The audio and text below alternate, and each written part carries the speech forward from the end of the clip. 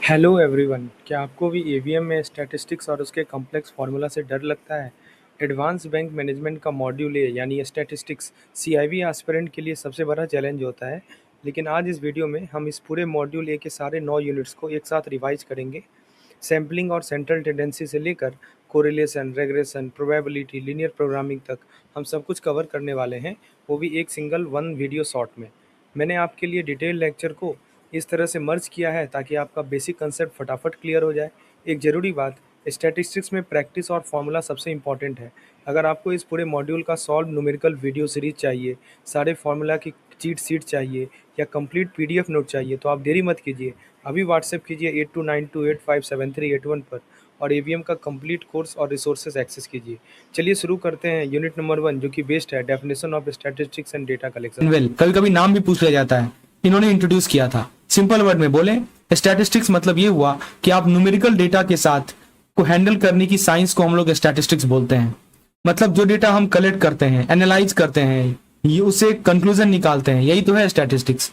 आपने क्या किया, डेटा को कलेक्ट की, आपने कलेक्ट करके उसे एनालाइज किया, एनालाइज करके बेसिकली कंक्लूजन निकाला, राइट। और इसी प्रोसेस को हम लोग बोलते हैं स्टैटिस्टिक्स। स्टैटिस्टिक्स के दो मीनिंग होते हैं। जब हम सिंगुलर एक तो हम जब हम बोलते हैं statistical method, right, singular sense में, जिसको कहा जाता है डेटा कलेक्शन, डेटा एनालिसिस या इंटरप्रिटेशन, तब स्टैटिस्टिक्स का मतलब होता है प्रोसेस या मेथड, राइट। इसका मतलब होता है प्रोसेस या मेथड, जिसमें हम लोग एनालिसिस, कलेक्शन एक्सेट्रा एक्सेट्रा ये सब करते हैं। प्लूरल सेंस में कहा जाए तो स्टैटिस्टिक्स सो होता है, राइट, न्यूमेरिकल फैक्ट्स। तो यहाँ पे स्टैटिस्टिक्स का मतलब होता है न्यूमेरिकल फैक्ट्स, राइट, जो सिस्टमैटिकली कलेक्ट किए गए हों। न्यूमेरिकल फैक्ट्स कलेक्टेड सिस्टमैटिकली, वो न्यूमेरिकल फैक्ट्स जो सिस्टमैटिकली कलेक्ट किए गए हों, ये प्लूरल सेंस है। अब यदि हम बैंकिंग के पर्सपेक्टिव में बात कर लें तो बैंकिंग में स्टैटिस्टिक्स का प्रैक्टिकल यूज कहाँ है? तो पहला देखिए, क्रेडिट पॉलिसी है। क्रेडिट पॉलिसी का मतलब बैंक लैंडिंग लिमिट कैसे सेट कर रहे हैं, हिस्टोरिकल रिपेमेंट ट्रेंड को एनालाइज करके, यानी setting lending limit based on historical repayment trend. ये पूरे काम में स्टैटिस्टिक्स का हैवी यूज है। दूसरा यूज है बैंकिंग में रिस्क एनालिसिस, यानी probability of default, PD calculate करना, यह भी एक प्योर स्टैटिस्टिकल मॉडल है। डिपॉजिट ट्रेंड, यानी कासा अकाउंट कब बढ़ते हैं कब गिरते हैं, सीजनल ट्रेंड का एनालिसिस भी स्टैटिस्टिक्स का ही पार्ट है। स्टॉक मार्केट, यानी टाइम सीरीज एनालिसिस के थ्रू बैंक और इन्वेस्टर प्राइस मूवमेंट को प्रेडिक्ट करते हैं, या फिर चाहे इक्विटीज हो, इंडिसेस हो, कमोडिटीज हो, तो stock market, deposit trend, risk analysis, credit policy, सब जगह दोस्तों स्टैटिस्टिक्स काम है। तो याद रखिएगा, स्टैटिस्टिक्स एक नंबर ही नहीं है, ये एक decision making, prediction, risk control का एक बहुत ही पावरफुल टूल है। स्टैटिस्टिकल प्रोसेस की ओर बढ़े तो देखिए, अब जब हमको डेटा मिल जाता है, सबसे पहले आता है दोस्तों कि स्टैटिस्टिकल प्रोसेस के कोर स्टेप की तरफ। ये वो 4 स्टेप हैं जिन पर पूरा बैंकिंग डेटा एनालिसिस डिपेंड करता है। पहला होता है दोस्तों कलेक्शन, यानी रॉ फैक्ट का सामान जोड़ना, राइट। मतलब सबसे पहला स्टेप है डेटा कलेक्ट करना। ये डेटा या तो प्राइमरी हो सकता है या सेकेंडरी हो सकता है। जब हम प्राइमरी की बात करते हैं तो प्राइमरी में जिसे हमने खुद कलेक्ट किया है, वी हैव कलेक्टेड। प्राइमरी का मतलब यही होता है ना, कि जिसे हमने खुद कलेक्ट किया है, वी हैव कलेक्टेड। जैसे आपने सर्वे का एग्जाम्पल ले सकते हैं, इंटरव्यू का एग्जाम्पल ले सकते हैं। और सेकेंडरी का मतलब क्या होता है कि पहले से अवेलेबल रिपोर्ट है, ऑलरेडी अवेलेबल रिपोर्ट, इसको कहा जाता है सेकेंडरी, राइट। जैसे मान लीजिए आरबीआई का डेटा है, या मान लीजिए कि एनुअल स्टेटमेंट है, ये सेकेंडरी कहलाता है। तो दोस्तों पहले तो कलेक्ट किया जाता है, फिर आता है क्लासिफिकेशन। कलेक्शन के बाद आता है क्लासिफिकेशन। क्लासिफिकेशन का मतलब होता है दोस्तों कि डेटा को कैटेगरी में अरेंज करना, यानी दोस्तों जब डेटा मिल गया तो उसे ग्रुप में अरेंज करना होता है, इसी को बोलते हैं क्लासिफिकेशन। जैसे मान लीजिए जेंडर में, इनकम में, रीजन में, कस्टमर टाइप में, इससे डेटा ज्यादा मीनिंगफुल बन जाता है। क्लासिफिकेशन से क्या हो जाता है, डेटा जो है आपका क्या बन जाता है दोस्तों, मीनिंगफुल बन जाता है, ठीक है। फिर आता है एनालिसिस। एनालिसिस का मतलब क्या हुआ कि मैथ लगाइए, इनसाइट निकालिए। यहाँ पे हम लोग मैथमेटिकल टूल यूज करेंगे, जैसे मीन, स्टैंडर्ड डेविएशन, कोरिलेशन। ये स्टेप बताता है कि डेटा एक्चुअली कह क्या रहा है, एनालिसिस इसी को बोलते हैं। फिर लास्ट में आता है इंटरप्रिटेशन, यानी दोस्तों हम कंक्लूजन ड्रॉ करते हैं, राइट। यानी जो रिजल्ट हमारे पास आए हैं उन रिजल्ट का लॉजिकल मीनिंग समझकर डिसीजन बनाते हैं। बैंक फ्रेंड्स, आगे की कंसेप्ट को समझने से पहले मैं आपको अपने क्रैश कोर्स के बारे में कुछ बताना चाहता हूं। दोस्तों, ये 90 दिन का प्रिपरेटरी स्ट्रेटजी है। आपको केवल 2 घंटा देना है वीकडेज में और 4 घंटा देना है वीकेंड में। निश्चित रूप से आपका सीआईबी गारंटेड रूप में निकलेगा। और ये कोर्स आज से ही यानी 2 मार्च से ही शुरू हुआ है। इसमें हमने 3 फेज में डिवाइड किया है सिलेबस को, डे 1 to 55, इसी तरह से 3 पेज आप देख सकते हैं। वीकली सब्जेक्ट का ब्लूप्रिंट है। और दोस्तों, ये इस तरह से डिजाइन किया गया है कि आप केवल 2 घंटा डेली का दीजिए और 2 टॉपिक हम लोग डेली कवर करेंगे। निश्चित रूप से आपका बहुत ही एफिशिएंट सेशन है। जो पॉइंट इंपॉर्टेंट है केवल वही कवर किया जा रहा है। और ये दोनों लैंग्वेज में अवेलेबल है, इंग्लिश हिंदी में। इसमें आपको मॉक टेस्ट, पीडीएफ, वीडियोज सारे पीडीएफ डाउनलोडेबल है, इसे आप एक्सेस कर सकते हैं। और दोस्तों, कोर्स प्राइस बहुत ही कम है, बहुत ही नॉमिनल है। इस पे आपको 30% का डिस्काउंट मिलता है दोनों पे। आप किसी इंडिविजुअल सब्जेक्ट को लेना चाहते हैं तो वो भी अवेलेबल है। और complete all in one bundle है। ये हमारा डेली बैंकिंग रिचुअल होगा। और दोस्तों, साथ ही साथ इसके अलावा आपको मिलता है लाइव सेशन, या जिसमें हम लोग एमसीक्यूज को कवर करते हैं। इस नंबर पे मुझे व्हाट्सएप कर। अब दोस्तों, वेरिएट और एट्रीब्यूट को जरा कंपेयर किया जाए तो देखिए दोस्तों, वेरिएट का मतलब कोई भी कैरेक्टरिस्टिक जो नंबर में मेजर हो सकता है। लिखा है ना, कैरेक्टरिस्टिक्स मेजरेबल इन नंबर, इसे कहते हैं वेरिएट। तो दोस्तों, एक होता है डिस्क्रीट वेरिएट और एक होता है कंटिन्यूअस वेरिएट। मतलब ये देखिए, डिस्क्रीट वेरिएट का एग्जांपल है काउंटेबल आइटम्स। काउंटेबल आइटम्स में क्या क्या हो सकते हैं, जैसे मान लीजिए कितने एनपीएज हैं, नंबर ऑफ स्टाफ कितने हैं। और कुछ होते हैं कंटिन्यूअस वेरिएट, यानी दोस्तों वैल्यू किसी भी रेंज में हो सकती है, जैसे interest rate, percentage, height, weight etcetera. तो दोस्तों, ये ब्रेक होती है। ये जो कंटिन्यूअस है ना, ये ब्रेक होती है। इसीलिए इनका जो फ्लो होता है वो क्या होता है, कंटिन्यूअस होता है, कंटिन्यूअस फ्लो होता है।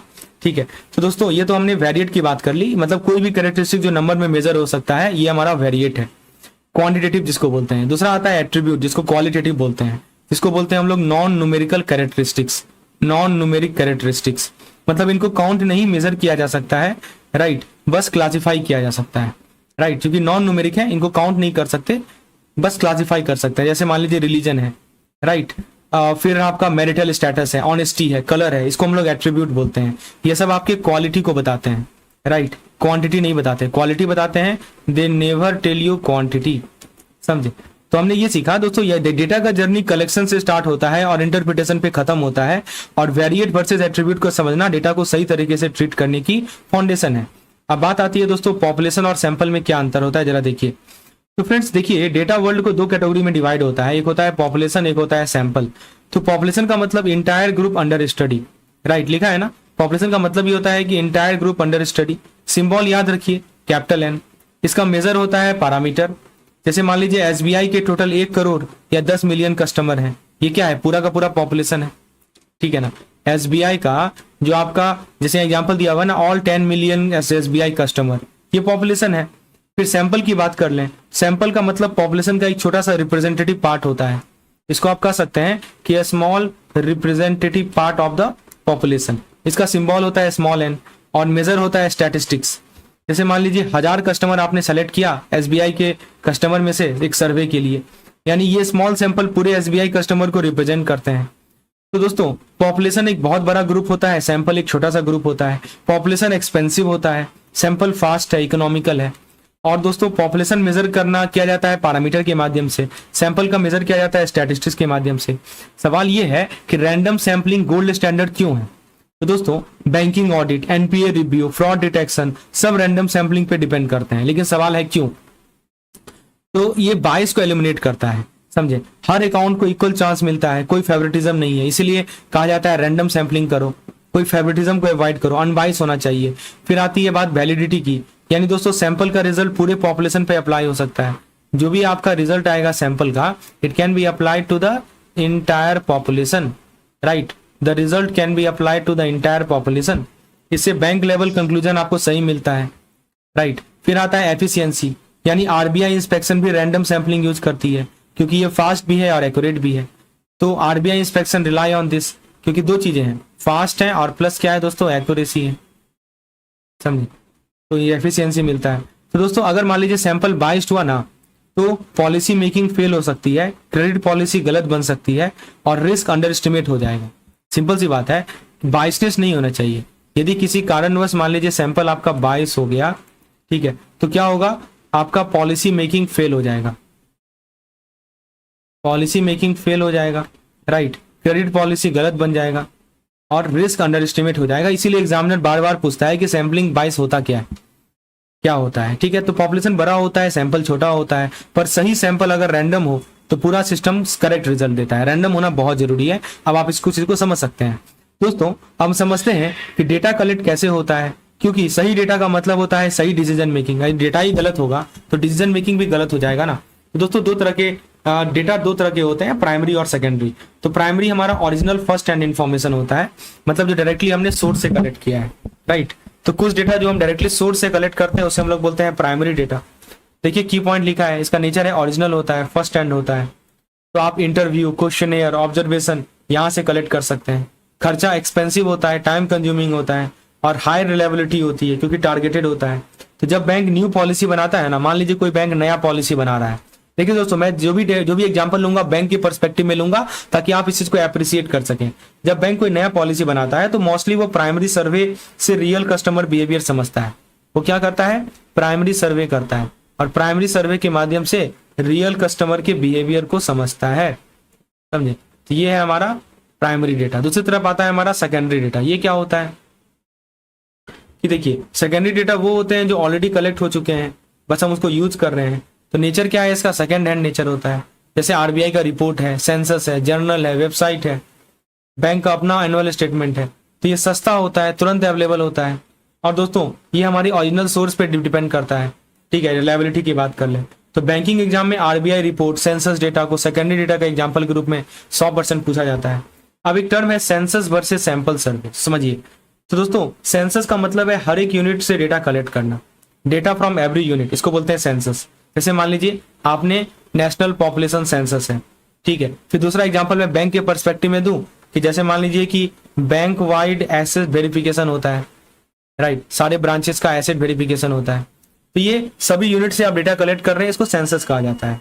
और दूसरा तरफ आता है हमारा सैंपल सर्वे। सैंपल सर्वे क्या होता है कि दोस्तों सिर्फ कुछ सेलेक्टेड यूनिट को स्टडी करना, ठीक है, ये होता है सैंपल सर्वे। जैसे बैंक ऑडिट हो गया, राइट, सैंपल अकाउंट चेक किए जाते हैं, सब तो अकाउंट नहीं चेक करते ना, सब सैंपल अकाउंट चेक करते हैं, इसको बोला जाता है सैंपल सर्वे। तो ये फास्ट होता है, इकोनॉमिकल होता है, एक्यूरेटली होता है यदि सैंपलिंग प्रॉपर किया गया है। तो हमने ये सीखा दोस्तों कि प्राइमरी हमारा ओरिजिनल होता है, सेकेंडरी डेटा हमारा ऑलरेडी अवेलेबल डेटा है, सेंसस जो होता है वो सबसे डेटा लिया जाता है, सैंपल कुछ सेलेक्टेड डेटा लिया जाता है। तो बैंकिंग वर्ल्ड में सैंपल सर्वे पर रन करता है, बैंकिंग वर्ल्ड जो है इसी पे रन करता है जी, सैंपल सर्वे पर, सेंसस पे रन नहीं करता है। फिर आता है दोस्तों क्लासिफिकेशन लॉजिक। तो दोस्तों अब डेटा को समझना हो तो सबसे पहला स्टेप है उसको सही ग्रुप में डालना, ठीक है। हमने आइडेंटिफाई तो कर लिया, राइट। अब बात आती है दोस्तों क्लासिफाई करने की, यानी डेटा को रीडेबल, मीनिंगफुल बना जाता है। तो क्लासिफिकेशन का मतलब है कि सिमिलर डेटा को एक कैटेगरी, एक ग्रुप में अरेंज करना। तो एक होता है हमारा क्वालिटेटिव क्लासिफिकेशन। क्या होता है जी, तो ये एट्रीब्यूट के बेसिस पे होता है, यानी जैसे रिलीजन हो गया, जेंडर हो गया, एजुकेशन लेवल हो गया। दूसरा क्वांटिटेटिव होता है, यानी कि मैग्नीट्यूड के बेसिस पर, जैसे इनकम मान लीजिए 50,000 से लेकर 1 लाख तक का दिया। फिर आता है हमारा ज्योग्राफिकल क्लासिफिकेशन, यानी दोस्तों लोकेशन बेस्ड ग्रुपिंग होती है, नंबर के रेंज के हिसाब से, जैसे स्टेट वाइज ब्रांच परफॉर्मेंस। फिर आता है क्रोनोलॉजिकल ग्रुपिंग, क्रोनोलॉजिकल क्लासिफिकेशन, यानी दोस्तों टाइम बेस्ड ग्रुपिंग होती है, ठीक है। तो ये बातें समझ में आ गई। अब दोस्तों फ्रीक्वेंसी डिस्ट्रीब्यूशन के टर्म्स की बात कर ली जाए तो फ्रीक्वेंसी टेबल जब भी बनता है ना तो ये टर्म 100% एग्जाम में पूछे जाते हैं। एक होता है क्लास विड्थ, यानी प्रत्येक क्लास का विड्थ कितना है, कैसे निकालेंगे, सिंपल सा चीज है जी, UL minus L, upper limit minus lower limit. फिर आता है क्लास मार्क, क्लास मार्क को मिड वैल्यू कहा जाता है, कैसे निकालेंगे क्लास मार्क को, तो देखिए lower limit plus upper limit divided by 2। फिर आता है रिलेटिव फ्रीक्वेंसी, रिलेटिव फ्रीक्वेंसी कैसे निकलता है, तो दोस्तों क्लास का फ्रीक्वेंसी अपॉन टोटल फ्रीक्वेंसी, ठीक है, ये होता है रिलेटिव फ्रीक्वेंसी। फिर एक इंटरवल होता है जिसको बोलते हैं हम लोग एक्सक्लूसिव इंटरवल, और एक को बोलते हैं हम लोग इंक्लूसिव इंटरवल। कैसे, क्या मतलब होता है, जैसे मान लीजिए 10 से 20 लिख रहे हैं, 20 से 30 लिख रहे हैं, तो 20 को ना पहले क्लास से आप हटा दीजिएगा, ठीक है। मान लीजिए 2 क्लास हम लिखे हैं, 10 to 20 और 20 to 30, तो ये जो 20 है इसको 10 से 20 में मत लीजिए, इसी को कहा जाता है एक्सक्लूडेड। अच्छा, इंक्लूसिव में क्या होता है, हम लिखेंगे ऐसा 10 से 19 और 20 से 29, तो दोनों लिमिट को हमने इंक्लूड कर लिया, right, both limits are included. तो दोस्तों अब आप सबसे मोस्ट स्कोरिंग पार्ट आता है सेंट्रल टेंडेंसी का मेजर और डिस्पर्सन का मेजर। तो एग्जाम में ये 3 एवरेज रोज पूछे जाते हैं, मीन, मीडियन, मोड। देखिए दोस्तों इसको मैंने आपको टेबल के फॉर्मेट में समझाया है। मीन दोस्तों सिमेट्रिकल डेटा के लिए बेस्ट यूज होता है, जैसे normal distribution. Median skew data के लिए यूज है, जैसे इनकम या वेल्थ। और मोड मोस्ट पॉपुलर आइटम को आइडेंटिफाई करता है।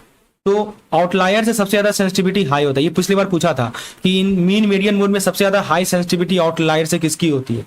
तो दोस्तों याद रखिएगा, मीन की सबसे ज्यादा सेंसिटिविटी होती है आउटलायर से, क्योंकि एक्सट्रीम वैल्यू ना इसको अफेक्ट करता है। ठीक है, जैसे एग्जांपल के तौर पर मान लीजिए हम लिखते हैं क्या 3, 4 और सीधा 10 लिख देते हैं, या एक 5 भी ले लीजिए। अब देखिए 10 एक एक्सट्रीम इवेंट हो गया, तो देखिएगा मीन इधर खिसक जाएगा, 10 की तरफ खिसक जाएगा। सबसे ज्यादा इफेक्ट होता है मीन हमारे आउटलायर से। मीडियन की बात कर लें तो कम इफेक्ट होता है। ठीक है, एक्सट्रीम का इफेक्ट कम पड़ता है, और यहाँ भी मोड में भी कम इफेक्ट पड़ता है। ये अनइफेक्टेड ही रहता है, ये कहा जाए तो ये एक तरह से कोई इफेक्ट ही नहीं पड़ता है, समझे, आउटलायर से। तो दोस्तों हमने ये देखा कि मीन मतलब कि बेस तब है जब डेटा एवनली स्प्रेड हो, जब सिमेट्रिकल डेटा हो, राइट। मीन को मान लीजिए कोई आउटलायर आ गया, एक एक्सट्रीम सैलरी आ गई तो मीन को बिगाड़ देगा।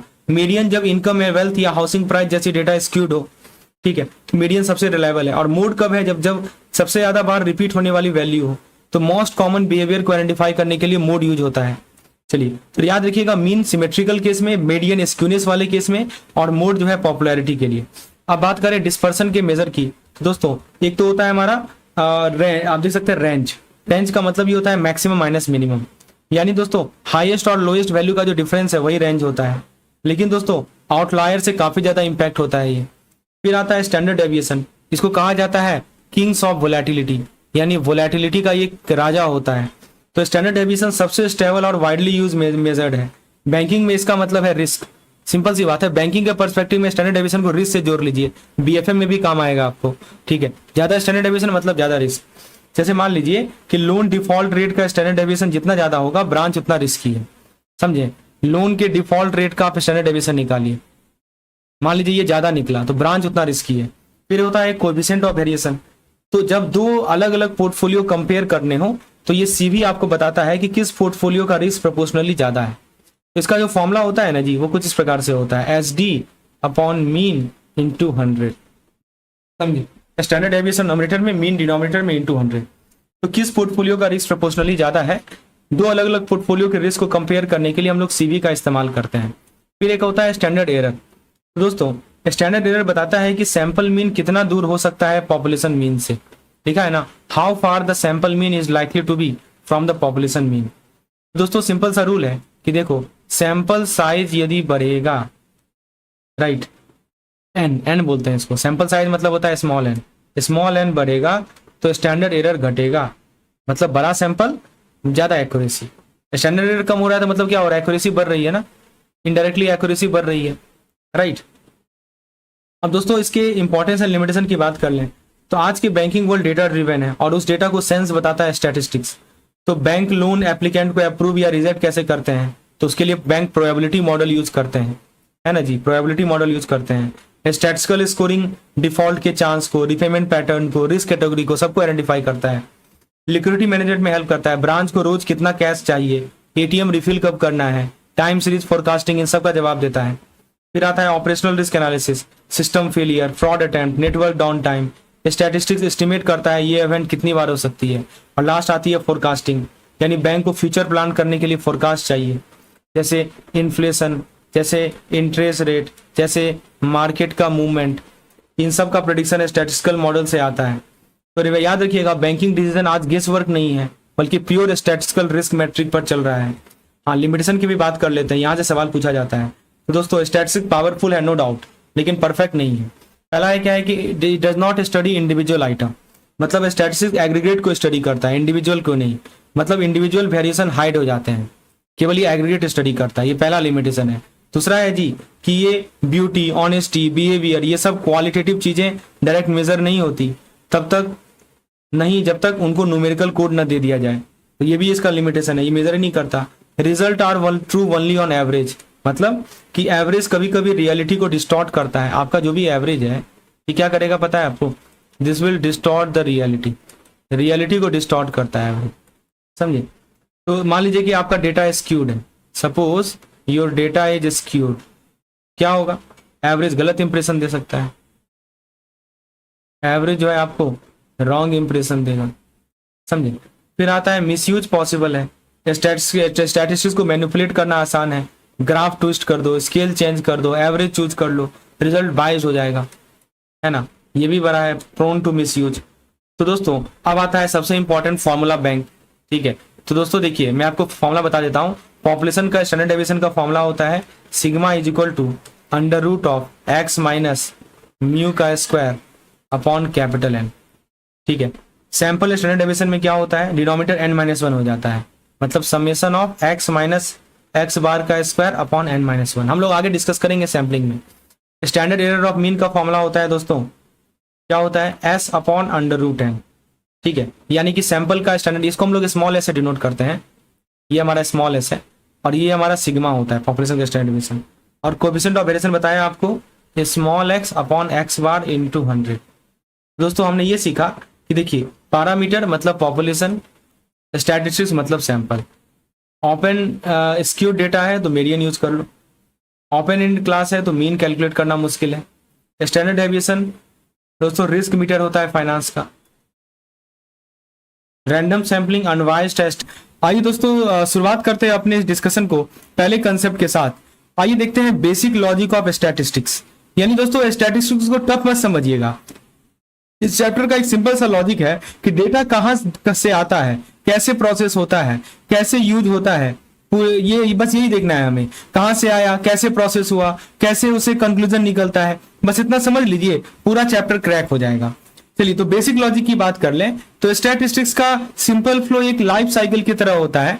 पहले क्या होगा, डेटा इंटर करेगा, राइट, डेटा इंटर करेगा, फिर डेटा प्रोसेस होगा, प्रोसेस होने के बाद कंक्लूजन एग्जिट होता है, कंक्लूजन निकलता है, राइट। चलिए इस लाइफ साइकिल को 5 सिंपल स्टेप में समझते हैं।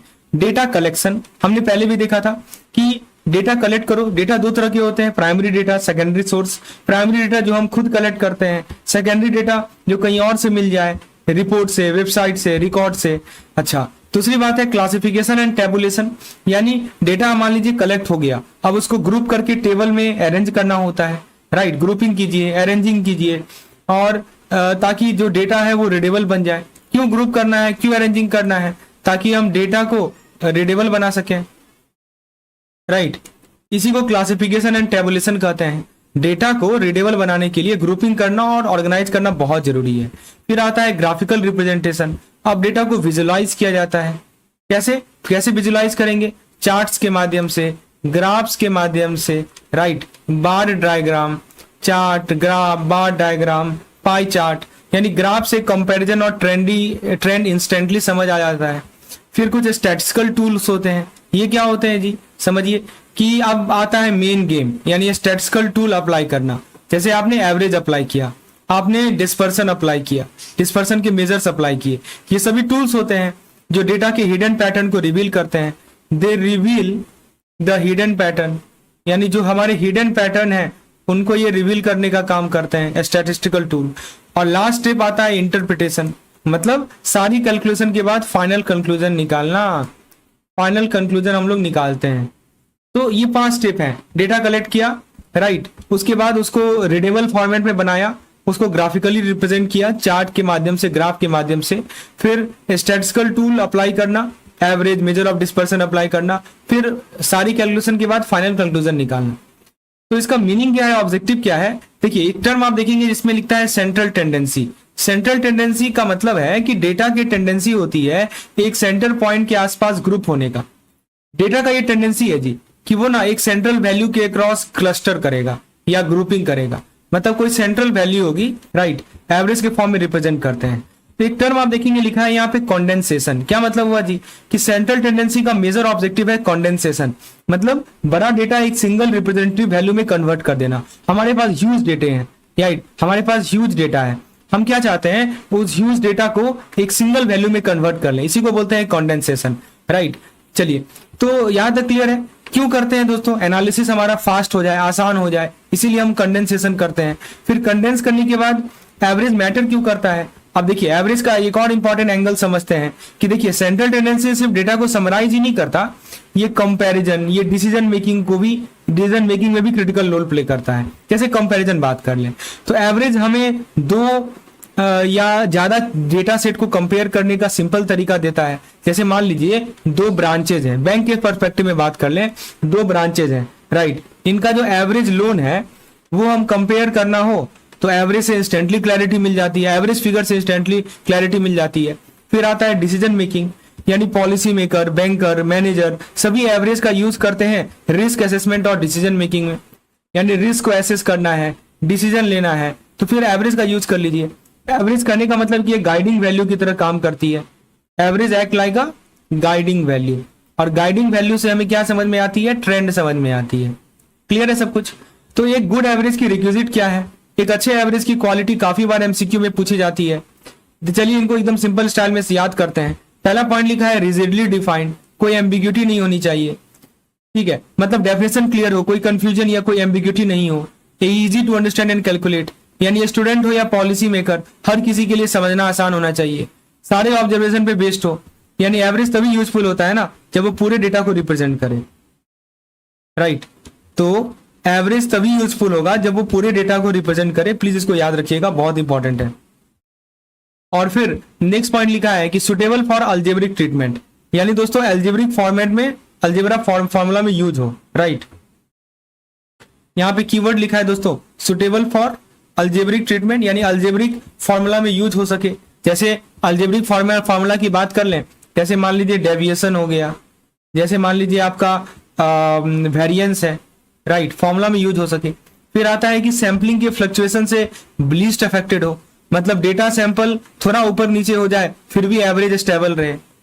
फिर आता है not unduly affected by extreme value, ये बहुत इंपॉर्टेंट है, एक्सट्रीम वैल्यू या आउटलायर से एवरेज डिस्टर्ब नहीं होना चाहिए, ठीक है। ये सब पूछा जाता है कि एक गुड एवरेज का क्या क्या कैरेक्टरिस्टिक्स है। तो देखिए फिर से बता दूं, कोई एम्बिग्यूटी नहीं होना चाहिए, डेफिनेशन क्लियर हो, स्टूडेंट हो या पॉलिसी मेकर हर किसी के लिए समझना आसान हो, सारे ऑब्जर्वेशन पे बेस्ड हो, पूरा डेटा को रिप्रेजेंट करे, फॉर्मूला में यूज हो सके, डेटा सैंपल थोड़ा ऊपर नीचे हो जाए फिर भी एवरेज स्टेबल रहे, और एक्सट्रीम वैल्यू से इफेक्ट ना हो।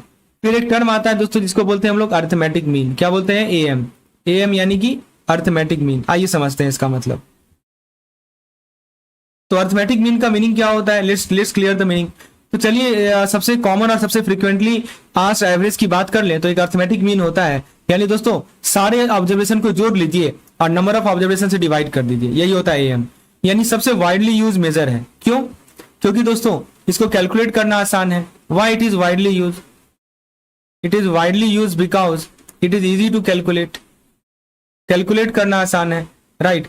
अलजेब्रा में कन्वीनियंट होता है और दोस्तों हर ऑब्जर्वेशन को इंक्लूड करता है। चलिए ये बातें क्लियर है। अब दोस्तों अर्थमेटिक मीन के टाइप्स की बात कर लें, थोड़ा सा मैं जूम कर देता हूं ताकि आपको क्लियरली दिखे। अब देखिए तीन तरह के अर्थमेटिक मीन की बात कर लें। एक होता है हमारा अनग्रुप डेटा। अनग्रुप डेटा का मतलब क्या हुआ कि देखिए बेसिकली जब रॉ ऑब्जर्वेशन दिया हो, जैसे मार्क्स ऑफ 5 स्टूडेंट, ठीक है, जब आपको रॉ ऑब्जर्वेशन दिया हो, जैसे मान लीजिए कि 5 स्टूडेंट है, इनका मार्क्स दे दिया, या मान लीजिए कि 6 डेज का सेल्स दे दिया, तो हम उसे बोलते हैं अनग्रुप डेटा। और वहां पे जो फॉर्मूला ये यूज करते हैं, summation of x upon n, मतलब सारे ऑब्जर्वेशन का sum divided by number of observation. फिर आता है ग्रुप डेटा। ग्रुप डेटा मतलब क्या हुआ, जब डेटा क्लास इंटरवल और फ्रीक्वेंसी में दिया हो, जैसे मान लीजिए 0 to 10, 10 to 20, इसे भी दो तरह का होता है, राइट। आपको एक्सक्लूडेड और इंक्लूसिव बताया था।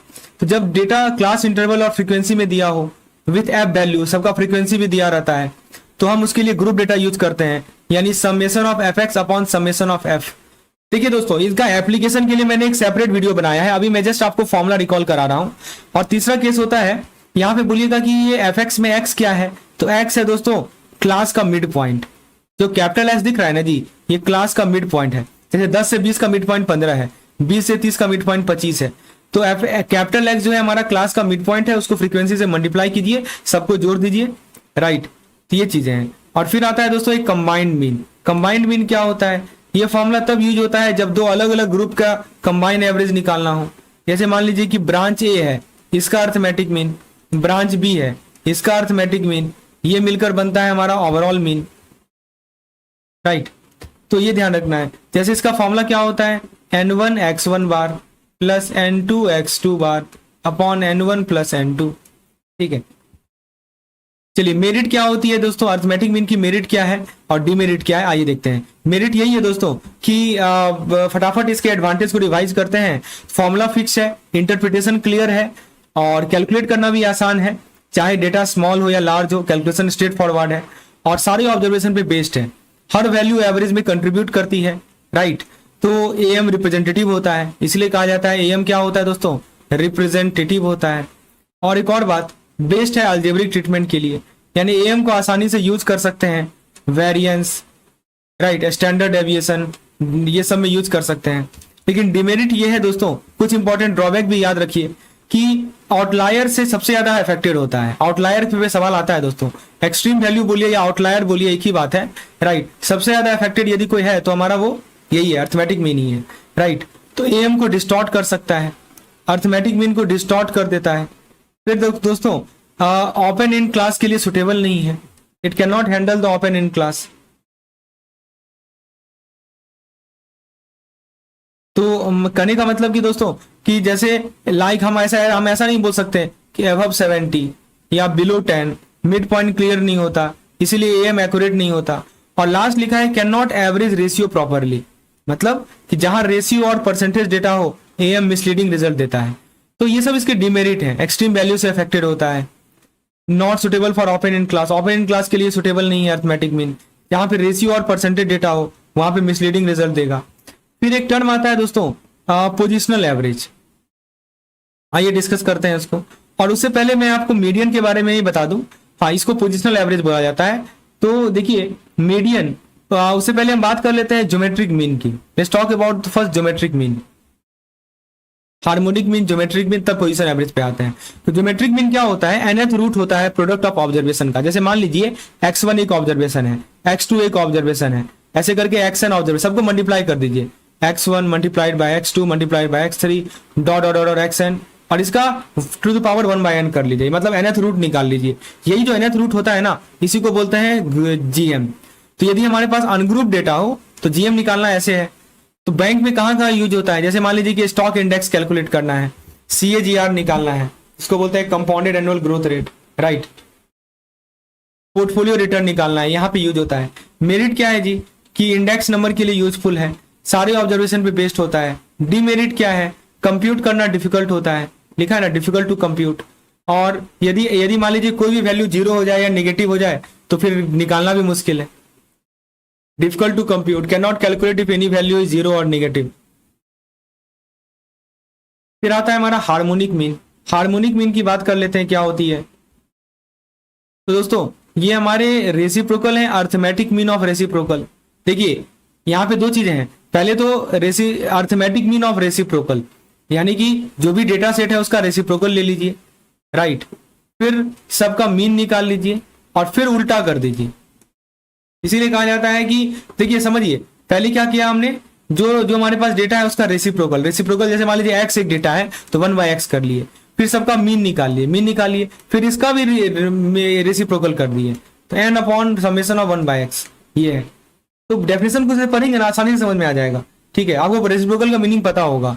तो ये रेट और रेशियो के लिए बेस्ड होता है। यदि अनग्रुप डेटा है तो ये फॉर्मूला डायरेक्टली अप्लाई कर दीजिए, ठीक है। एवरेज स्पीड निकालना, रेशियो का एवरेज निकालना बहुत यूज होता है। और एक सबसे इंपॉर्टेंट चीज याद रखिएगा कि जो अर्थमेटिक मीन होता है, ज्योमेट्रिक मीन और हार्मोनिक मीन में एएम सबसे बड़ा होता है, ठीक है, या बराबर हो सकता है। तो लेकिन ये इक्वल कब होगा, इक्वल का भी साइन तो दिया हुआ, इक्वल तभी होगा जब सारे ऑब्जर्वेशन इक्वल हैं, तभी ये बराबर होता है। यदि मान लीजिए सारे ऑब्जर्वेशन बराबर है ना, तो आपका जो अर्थमेटिक मीन है वही ज्योमेट्रिक मीन होगा और वही हार्मोनिक मीन होगा। क्लियर है यहाँ तक।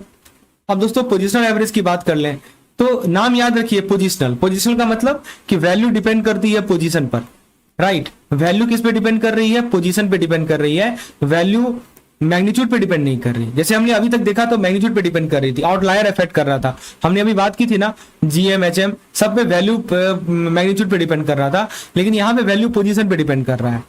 तो जैसे देखिए मीडियन नाम से ही क्लियर होता है।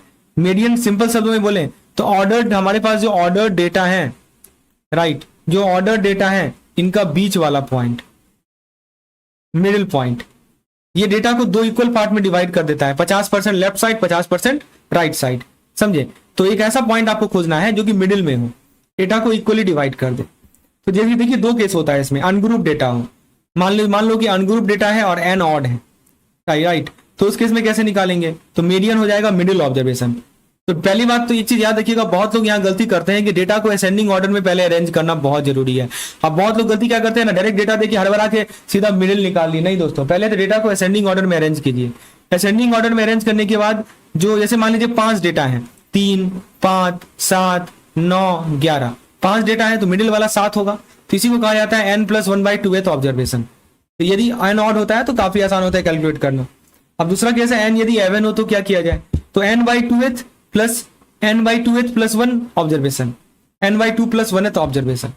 ठीक है, तो ये होता है यानी 2 ऑब्जर्वेशन का एवरेज हो जाता है। पहले डेटा को अरेंज करना जरूरी है, अरेंज नहीं कीजिएगा तो फिर गलती आंसर आएगा। फिर मत बोलिएगा कि सर आपने गलत बताया। अरे भाई गलत नहीं बताया, आपने तो पूरा क्वेश्चन पूरा कंसेप्ट सुना नहीं। मैंने क्या बोला, पहले डेटा को अरेंज कीजिए। आप अरेंज ही नहीं कीजिएगा और केवल आप n/2 प्लस 1 निकाल लीजिएगा, क्या फायदा है? समझ में आ रहा है दोस्तों? चलिए, तो अनग्रुप का भी बात हो गई। यदि ग्रुपिंग वाला केस है तो उस केस में मीडियन का ये फॉर्मूला होता है L plus n/2 minus CF upon F into H। अब आप बोलिएगा L क्या है, मैं आपको बता देता हूं दोस्तों। देखिए इस केस में जो L है ना वो मीडियन, एक होता है मीडियन क्लास जिसमें मीडियन लाई करता है, तो मीडियन क्लास का ना लोअर लिमिट है L। डेविएशन लेंगे, एब्सोल्यूट वर्ड काफी इंपॉर्टेंट है, मतलब कि हमें मॉडुलस लेना है। मॉडुलस का मतलब कि हमें नेगेटिव नहीं लेना है, पॉजिटिव लेना है, इसलिए यहाँ मॉड का साइन लिखा हुआ है। यानी मीन से कितना डेविएशन हो रहा है उसी का एवरेज ले रहे हैं। तो क्या करेंगे, x माइनस एक्स बार मॉडुलस ले लीजिए, समेशन कर दीजिए अपॉन n कर दीजिए, ये फॉर्मूला है। ठीक है, और ध्यान रहे एमडी में एब्सोल्यूट डेविएशन लिए जाते हैं, मतलब नेगेटिव साइन आपको नहीं लेना है, हमेशा पॉजिटिव साइन ही लेना है। फॉर्मूला क्लियर है, summation of x minus x bar का मॉडुलस अपॉन n, मतलब हर वैल्यू मीन से कितना दूर है पहले वो निकाल लो। जैसे ये हमारा मीन है, उससे हर वैल्यू कितना दूर है पहले वो निकाल लो, उसका एब्सोल्यूट डिफरेंस ले लो, सबका सम कर दो, फिर नंबर ऑफ ऑब्जर्वेशन से डिवाइड कर दो। एन क्या होता है हमारा, नंबर ऑफ ऑब्जर्वेशन। ठीक है, तो इससे हमको क्या मिल जाएगा, एमडी मिल जाएगा। अच्छा, इसमें एक टर्म होता है रिलेटिव एमडी। रिलेटिव एमडी क्या होता है, यानी कि कोएफिशिएंट ऑफ एमडी भी बोलते हैं, यानी एमडी अपॉन मीन। एक चीज आप नोटिस कीजिएगा, रिलेटिव जब भी निकलेगा ना डिनोमिनेटर में हमेशा मीन ही होता है, तो इसको कोएफिशिएंट ऑफ एमडी भी बोलते हैं। ये डेटा सेट कंपेयर करने के काम आता है। अब आता है दोस्तों स्टैंडर्ड डेविएशन और कोएफिशिएंट ऑफ वेरिएशन। एग्जाम में सबसे ज्यादा इसी के एमसीक्यूज आते हैं। दोस्तों एसडी बताता है कि डेटा एवरेज के अराउंड कितना स्कैटर्ड हो रहा है, राइट।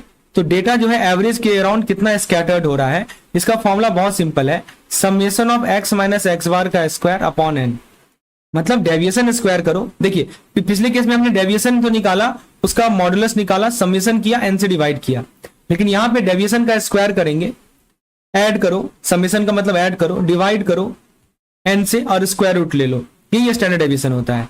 कोएफिशिएंट ऑफ वेरिएशन क्या होता है, आपने जो सिग्मा निकाला वो नोमेटर में डाल दो, यानी सीवी एक रिलेटिव मेजर है।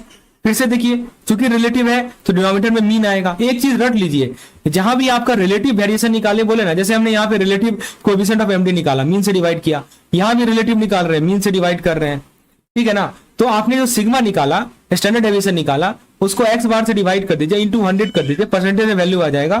कोएफिशिएंट ऑफ डेटा कितना कंसिस्टेंट है वो बताता है, कोएफिशिएंट ऑफ वेरिएशन। तो दोस्तों सीवी का डिसीजन रूल याद रखिएगा कि बैंकिंग में रिस्क एनालिसिस में एग्जैक्टली यूज होता है। यदि आपका सीवी कम है तो मतलब इसको बोला जाता है एसडी अपॉन मीन। आपने बीएफएम में भी पढ़ा होगा, ये रेशियो बहुत इंपॉर्टेंट होता है, इसको बोलते हैं कोएफिशिएंट ऑफ वेरिएशन। तो देखिए यदि ये रेशियो कम है ना, इसका मतलब ये हुआ कि डाटा आपका ज्यादा कंसिस्टेंट है, ज्यादा डाटा आपका ज्यादा स्टेबल है। और यदि ये रेशियो ज्यादा है तो मतलब कि फ्लक्चुएशन ज्यादा है तो रिस्की है। तो दोस्तों मान लीजिए कि आपको 2 कैश फ्लो मैं प्रोवाइड कर दूं और आपसे मैं पूछूं कि बताओ किसमें इन्वेस्टमेंट करना चाहिए, आपको RAROC देखना है, risk adjusted return on Calc देखना है, तो फिर आप ये एसडी अपॉन मीन निकालिए, वो दोनों डेटा का कंपेयर कीजिए, जिसका एसडी अपॉन मीन कम होगा आप उसे चूज करेंगे। क्यों? क्योंकि एसडी अपॉन मीन यदि कम है मतलब कोएफिशिएंट ऑफ वेरिएशन कम है, मतलब डेटा हमारा ज्यादा कंसिस्टेंट है, मतलब हमारा रिस्क कम है। समझ रहे हैं बात को? आप बीएफएम का यूनिट नंबर 11 खोलेंगे ना, वहां पे जो RAROC का जो मेथड दिया हुआ है, एक टेबल बना हुआ है, वहां पे भी यही चीज समझाया गया है कि देखो एसडी अपॉन मीन जो होता है ना, ये बहुत इंपॉर्टेंट मैट्रिक है 2 कैश फ्लो को कंपेयर करने का, राइट, दो पोर्टफोलियो को कंपेयर करने का। तो अब वो चीज देखिए यहां से आप कोरिलेट कीजिए। जब भी आप चीजें कोरिलेट करेंगे ना, दिमाग में हमेशा के लिए चीज छप जाता है। और मेरा ऑब्जेक्टिव यही रहता है, पढ़ाते वक्त मैं कोरिलेशन पे ध्यान देता हूं। कोई ऐसा चीज जो एवीएम में भी हो, बीएफएम में भी हो, तो एक जगह पढ़िए, दोनों जगह याद हो जाएगा। चलिए अगला कंसेप्ट आता है दोस्तों हमारा स्क्यूनेस एंड कुर्टोसिस। तो दोस्तों स्क्यूनेस का मतलब डिस्ट्रीब्यूशन कितना एसिमेट्रिक है। यहाँ पे कीवर्ड में हाईलाइट कर देता हूं, एसिमेट्रिक को मेजर करता है। मतलब कि अगर डेटा एक साइड ज्यादा स्ट्रेच हो जाए, मान लो कि तुम्हारा आपका जो डेटा है वो एक साइड जो है ना ज्यादा स्ट्रेच हो जाए, राइट, तो स्क्यूनेस वहां पे होता है। देखिए दो तरह का स्क्यूनेस होता है, positive skewness, negative skewness. Positive का मतलब क्या हुआ कि डिस्ट्रीब्यूशन का टेल जो है राइट साइड पर लंबा है। जैसे मान लीजिए ऐसा कोई डिस्ट्रीब्यूशन है, राइट साइड पे टेल लंबा है, ठीक है, इसको बोलते हैं पॉजिटिव स्क्यूनेस। अब आप खुद सोचिए ऐसे केस में क्या होगा, मीन जो है कहीं इधर लाई करेगा, राइट, मीन जो है मीडियन से ज्यादा होगा और मीडियन जो है मोड से ज्यादा होगा, ठीक है। तो बीटा, इसको बीटा से रिप्रेजेंट करते हैं स्क्यूनेस को, ये पॉजिटिव है और राइट टेल होता है। नेगेटिव का मतलब ये होता है दोस्तों कि डिस्ट्रीब्यूशन का जो टेल है ना वो लेफ्ट साइड लंबा होता है, मतलब इसका अपोजिट होता है। जस्ट वेट अ मिनट, कुछ इस प्रकार का डिस्ट्रीब्यूशन होगा, देखिए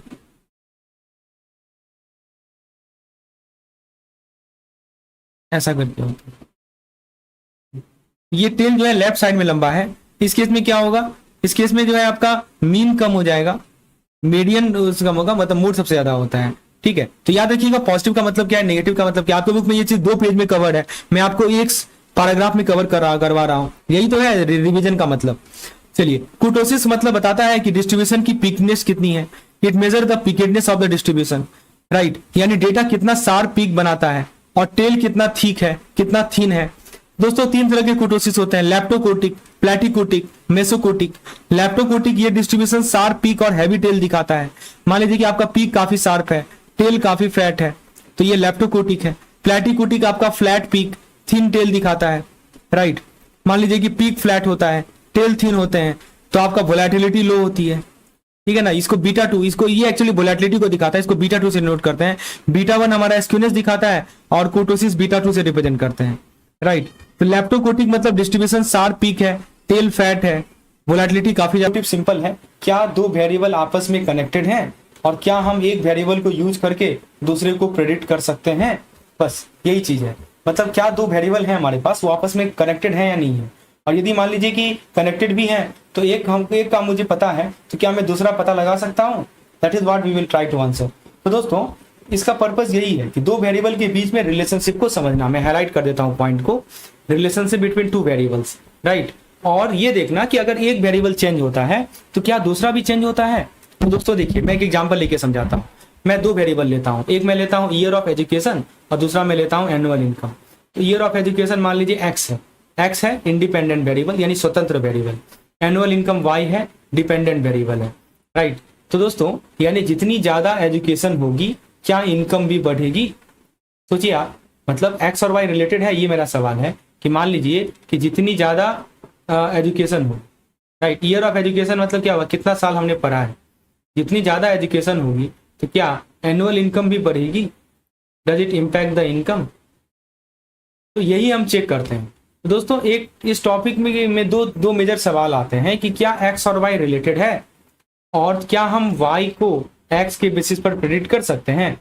बस इन दोनों का ही जवाब जो है कोरिलेशन और रेग्रेशन हमें देता है। चलिए देखते हैं, पहले कंसेप्ट देख लेते हैं। कोरिलेशन मतलब कि रिलेशनशिप की स्ट्रेंथ और डायरेक्शन मेजर करता है।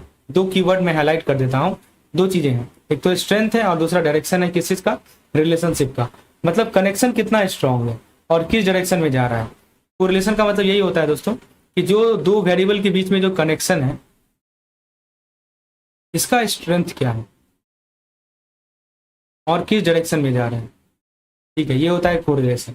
और रेग्रेशन मतलब कि एक वेरिएबल को दूसरे के बेसिस पर प्रेडिक्ट करता है, राइट। रेग्रेशन क्या करता है कि predict the value of one variable using the other. अच्छा, एक और पॉइंट यहाँ पे लिखा है मल्टीपल कोरिलेशन। ये क्या होता है जी, जब 2 से ज्यादा वेरिएबल को एक साथ में एनालाइज किया जाता है, इसको बोलते हैं मल्टीपल कोरिलेशन।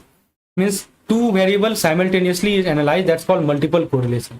ये था बेसिक कोर लॉजिक, जिसमें हम रिलेशनशिप को समझते हैं और प्रेडिक्शन की फाउंडेशन बनाते हैं। कोरिलेशन से हमने क्या देखा, कनेक्शन कितना स्ट्रांग है, राइट, किस डायरेक्शन में जा रहा है। रेग्रेशन में क्या बताया, एक वेरिएबल को दूसरे के बेसिस पर प्रेडिक्ट करना, ये रेग्रेशन होता है। चलिए अब दोस्तों बात कर लेते हैं हम लोग सिंपल कोरिलेशन की। मल्टीपल कोरिलेशन समझ में आया ना। देखिए सिंपल कोरिलेशन में सिर्फ 2 वेरिएबल के बीच रिलेशनशिप को स्टडी करते हैं, एग्जैक्टली वही जो एग्जाम सिलेबस में दिया गया होता है, एक्स और वाई के बीच। तो दोस्तों कुछ टर्मिनोलॉजी है, मैं आपको बता दूं। इंडिपेंडेंट वेरिएबल मतलब काउच, इसको कहा जाता है द काउच। मतलब कि ये वो वेरिएबल होता है जिसके चेंज करते ही करते हैं, जिसे हम लोग चेंज करते हैं, राइट। इसे हम लोग क्या करते हैं, चेंज करते हैं, राइट। या जिसका इफेक्ट हम स्टडी करना होता है उसे हम लोग इंडिपेंडेंट बोलते हैं। फिर होता है डिपेंडेंट, जिसको इफेक्ट कहा जाता है, मतलब जो चेंज होता है एक्स के कारण, हमने एक्स को बदला, उस कारण से क्या इफेक्ट आया, वही होता है डिपेंडेंट वेरिएबल। फिर आता है प्रेडिक्शन। प्रेडिक्शन यानी रेग्रेशन एनालिसिस, मतलब प्रेडिक्शन का मतलब ये है कि एक्स के बेसिस पर वाई का एस्टिमेट कंप्यूट करना, वाई का एस्टिमेट निकालना, मतलब एक्स के बेसिस पे हम वाई का एस्टिमेट निकाल रहे हैं, यही रेग्रेशन करता है, इसी को बोलते हैं हम लोग रेग्रेशन एनालिसिस, समझे। तो प्रेडिक्शन को कहा जाता है रेग्रेशन एनालिसिस, मतलब एक्स के बेसिस पर वाई का एस्टिमेट निकालना। अच्छा, एक और बात याद रखिएगा कि रिलेशनशिप मेजरमेंट, कोरिलेशन कोएफिशिएंट, मतलब अगर सिर्फ रिलेशनशिप मेजर करना हो तो हम यूज करते हैं आर। आर क्या होता है, कोरिलेशन कोएफिशिएंट। यहाँ तक क्लियर है। ये चार टर्म आपको बार बार दिखेंगे, इसलिए मैंने अलग से बता दिया। अब पहला जो टूल है रिलेशनशिप को मेजर करने का, उसको बोलते हैं स्कैटर डायग्राम। तो ये एक विजुअल टूल होता है जिसके थ्रू हम देखते हैं कि एक्स और वाई के बीच रिलेशनशिप का पैटर्न कैसा है, ठीक है ना। हम पैटर्न के बारे में पता करते हैं। मैं यहाँ पे लिख भी देता हूँ, कीवर्ड को मैं हाईलाइट कर देता हूँ। कीवर्ड है यहाँ पे पैटर्न। हम लोग पैटर्न के बारे में जानकारी लेते हैं। तो इससे हम सारे पेयर्ड डेटा वैल्यू एक्स और वाई को एक ग्राफ पर प्लॉट करके देते हैं, ठीक है। तो देखिए ग्राफ पर डॉट का पैटर्न देखिए। अब देखिए जैसे ग्राफ दिखेगा ना, जैसे dot dot dot dot dot दिखेगा, ये डॉट का जरा पैटर्न देखिए। अगर मान लीजिए वो स्ट्रेट लाइन जैसा डॉट लग रहा है या अपवर्ड डाउनवर्ड ट्रेंड दिख रहा है, तो वहीं से पता चल जाता है कि रिलेशनशिप पॉजिटिव है, निगेटिव है या बिल्कुल भी नहीं है। तो दोस्तों सिंपल कोरिलेशन का पूरा लॉजिक यही है कि दो वेरिएबल हैं, उनका रिलेशनशिप, उसका मेजरमेंट, स्कैटर डायग्राम के थ्रू उसका विजुअल एनालिसिस। स्कैटर डायग्राम से हमें विजुअली पता चलता है। अभी मैं आपको एग्जांपल समझाता हूँ ना, सब क्लियर हो जाएगा। तो जब हम स्कैटर डायग्राम बना लेते हैं तो सबसे इंपॉर्टेंट स्टेप होता है उस पैटर्न को इंटरप्रेट करना। कीवर्ड ये है कि हमने स्कैटर डायग्राम बनाया क्यों, आखिर पैटर्न के लिए तो बनाया। पैटर्न को इंटरप्रेट करना बहुत आवश्यक है। तो देखिए दोस्तों, पहला टाइप आता है पॉजिटिव रिलेशनशिप यानी डायरेक्ट रिलेशनशिप, मतलब कि अपवार्ड स्लोप इसको बोलते हैं। क्या बोलते हैं, अपवार्ड स्लोप। मतलब ग्राफ जो है, मैं आपको इसका थोड़ा सा फिगर भी बता के दिखा दूं तो समझ में आ जाएगा आपको। जैसे ये देखिए इसको बोलते हैं अपवार्ड स्लोप। ग्राफ जो है बॉटम लेफ्ट से टॉप राइट की तरफ जा रहा है, राइट। जैसे जैसे आप देखिए यहाँ पे एक चीज ऑब्जर्व कीजिएगा कि जैसे जैसे हमारा एक्स बढ़ रहा है वैसे वैसे वाई भी बढ़ रहा है ना जी। एक्स बढ़ रहा है तो वाई भी बढ़ रहा है, मतलब दोनों वेरिएबल एक ही डायरेक्शन में मूव करता है। ये लॉजिक है। एग्जाम्पल में दूं, जैसे एजुकेशन बढ़ता है तो इनकम बढ़ता है, ज्यादा पढ़ाई होगी ज्यादा अर्निंग होगी। एकदम सिंपल क्लासिक पॉजिटिव कोरिलेशन है, ठीक है। तो इसको मैं इरेज कर देता हूँ। पॉजिटिव कोरिलेशन समझ में आ गया होगा। अब बात करते हैं नेगेटिव कोरिलेशन की, यानी इनवर्स ट्रेंड। इसका स्लोप डाउनवर्ड होता है। यदि इसको मैं आपको ग्राफिकली शो करूं तो आपको कुछ इस प्रकार का दिखेगा। देखिए ऐसा दिखेगा, ठीक है।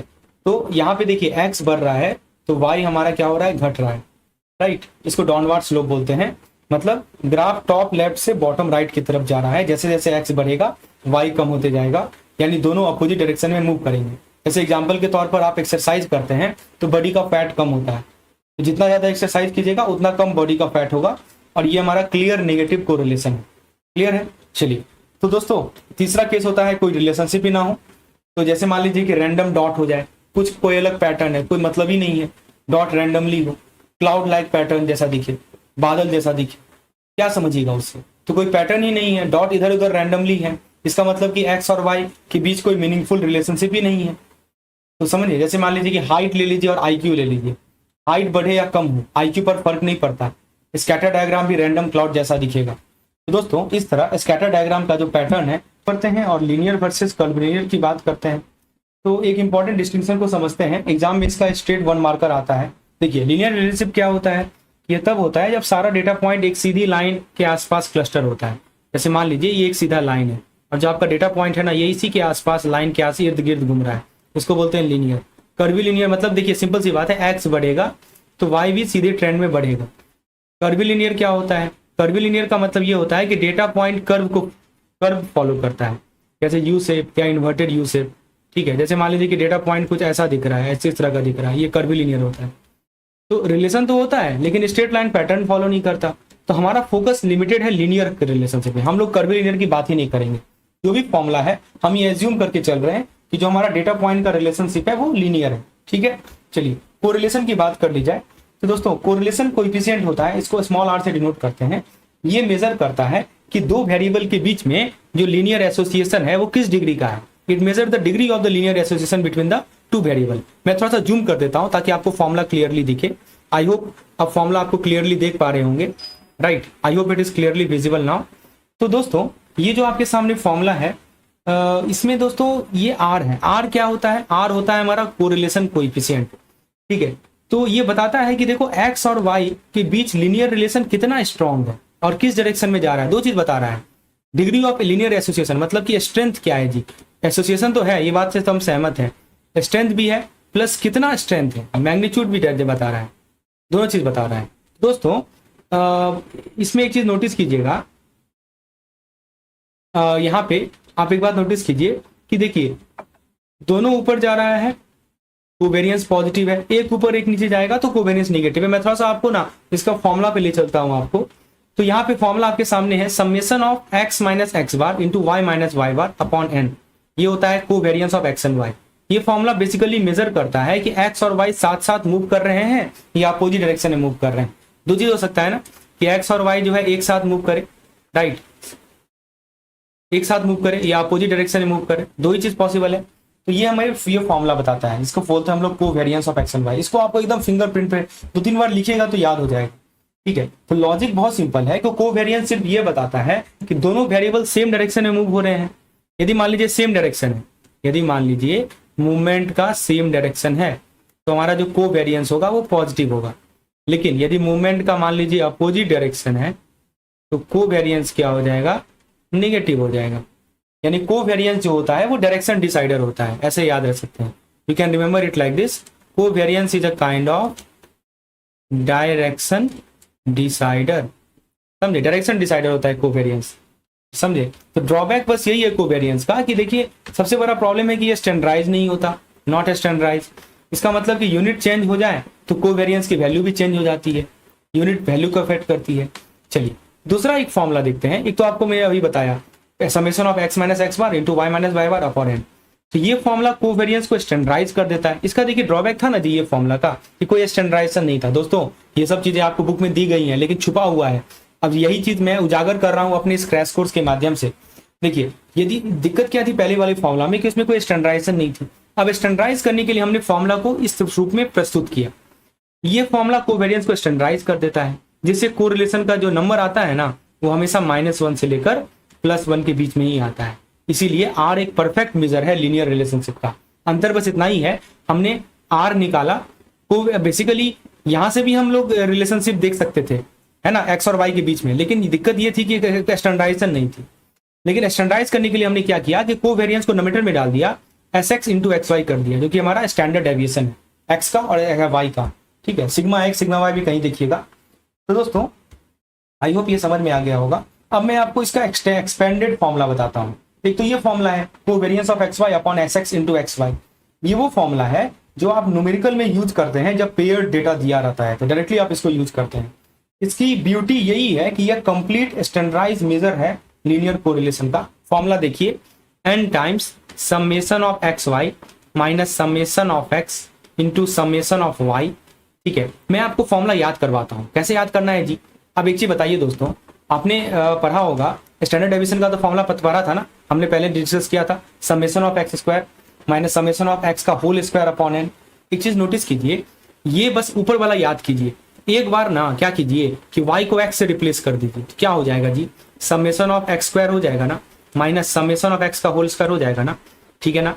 अच्छा, और एक बार x को y से रिप्लेस कर दीजिए, जहां पे x है वहां y लिख दीजिए, समेशन ऑफ y स्क्वायर हो जाएगा माइनस समेशन ऑफ y का होल स्क्वायर हो जाएगा। अब फिर सबको दोनों को अंडर रूट ले लीजिए, बस यही है, समझे। तो मतलब केवल ऊपर वाला दिमाग में रखना है, एक बार x को y से रिप्लेस कर देना है, एक बार y को x से रिप्लेस कर देना है, ये दोनों ऑटोमेटिकली आ जाएगा, दोनों को प्रोडक्ट निकाल लेंगे, अंडर रूट कर देंगे, बस ये फॉर्मूला है हमारा R का। और दोस्तों यदि आप जानना चाहते हैं कि इसको यूज कैसे किया जाए प्रॉब्लम में, तो प्लीज हमने जो एक और वीडियो अपलोड किया है उसमें जाकर उसको समझ सकते हैं, स्टेप बाय स्टेप एक्सप्लेनेशन दिए गए हैं। चलिए अब मैं आपको कोरिलेशन की प्रॉपर्टीज बता दूं। तो दोस्तों कोरिलेशन का जो रेंज होता है वो -1 से +1 के बीच होता है।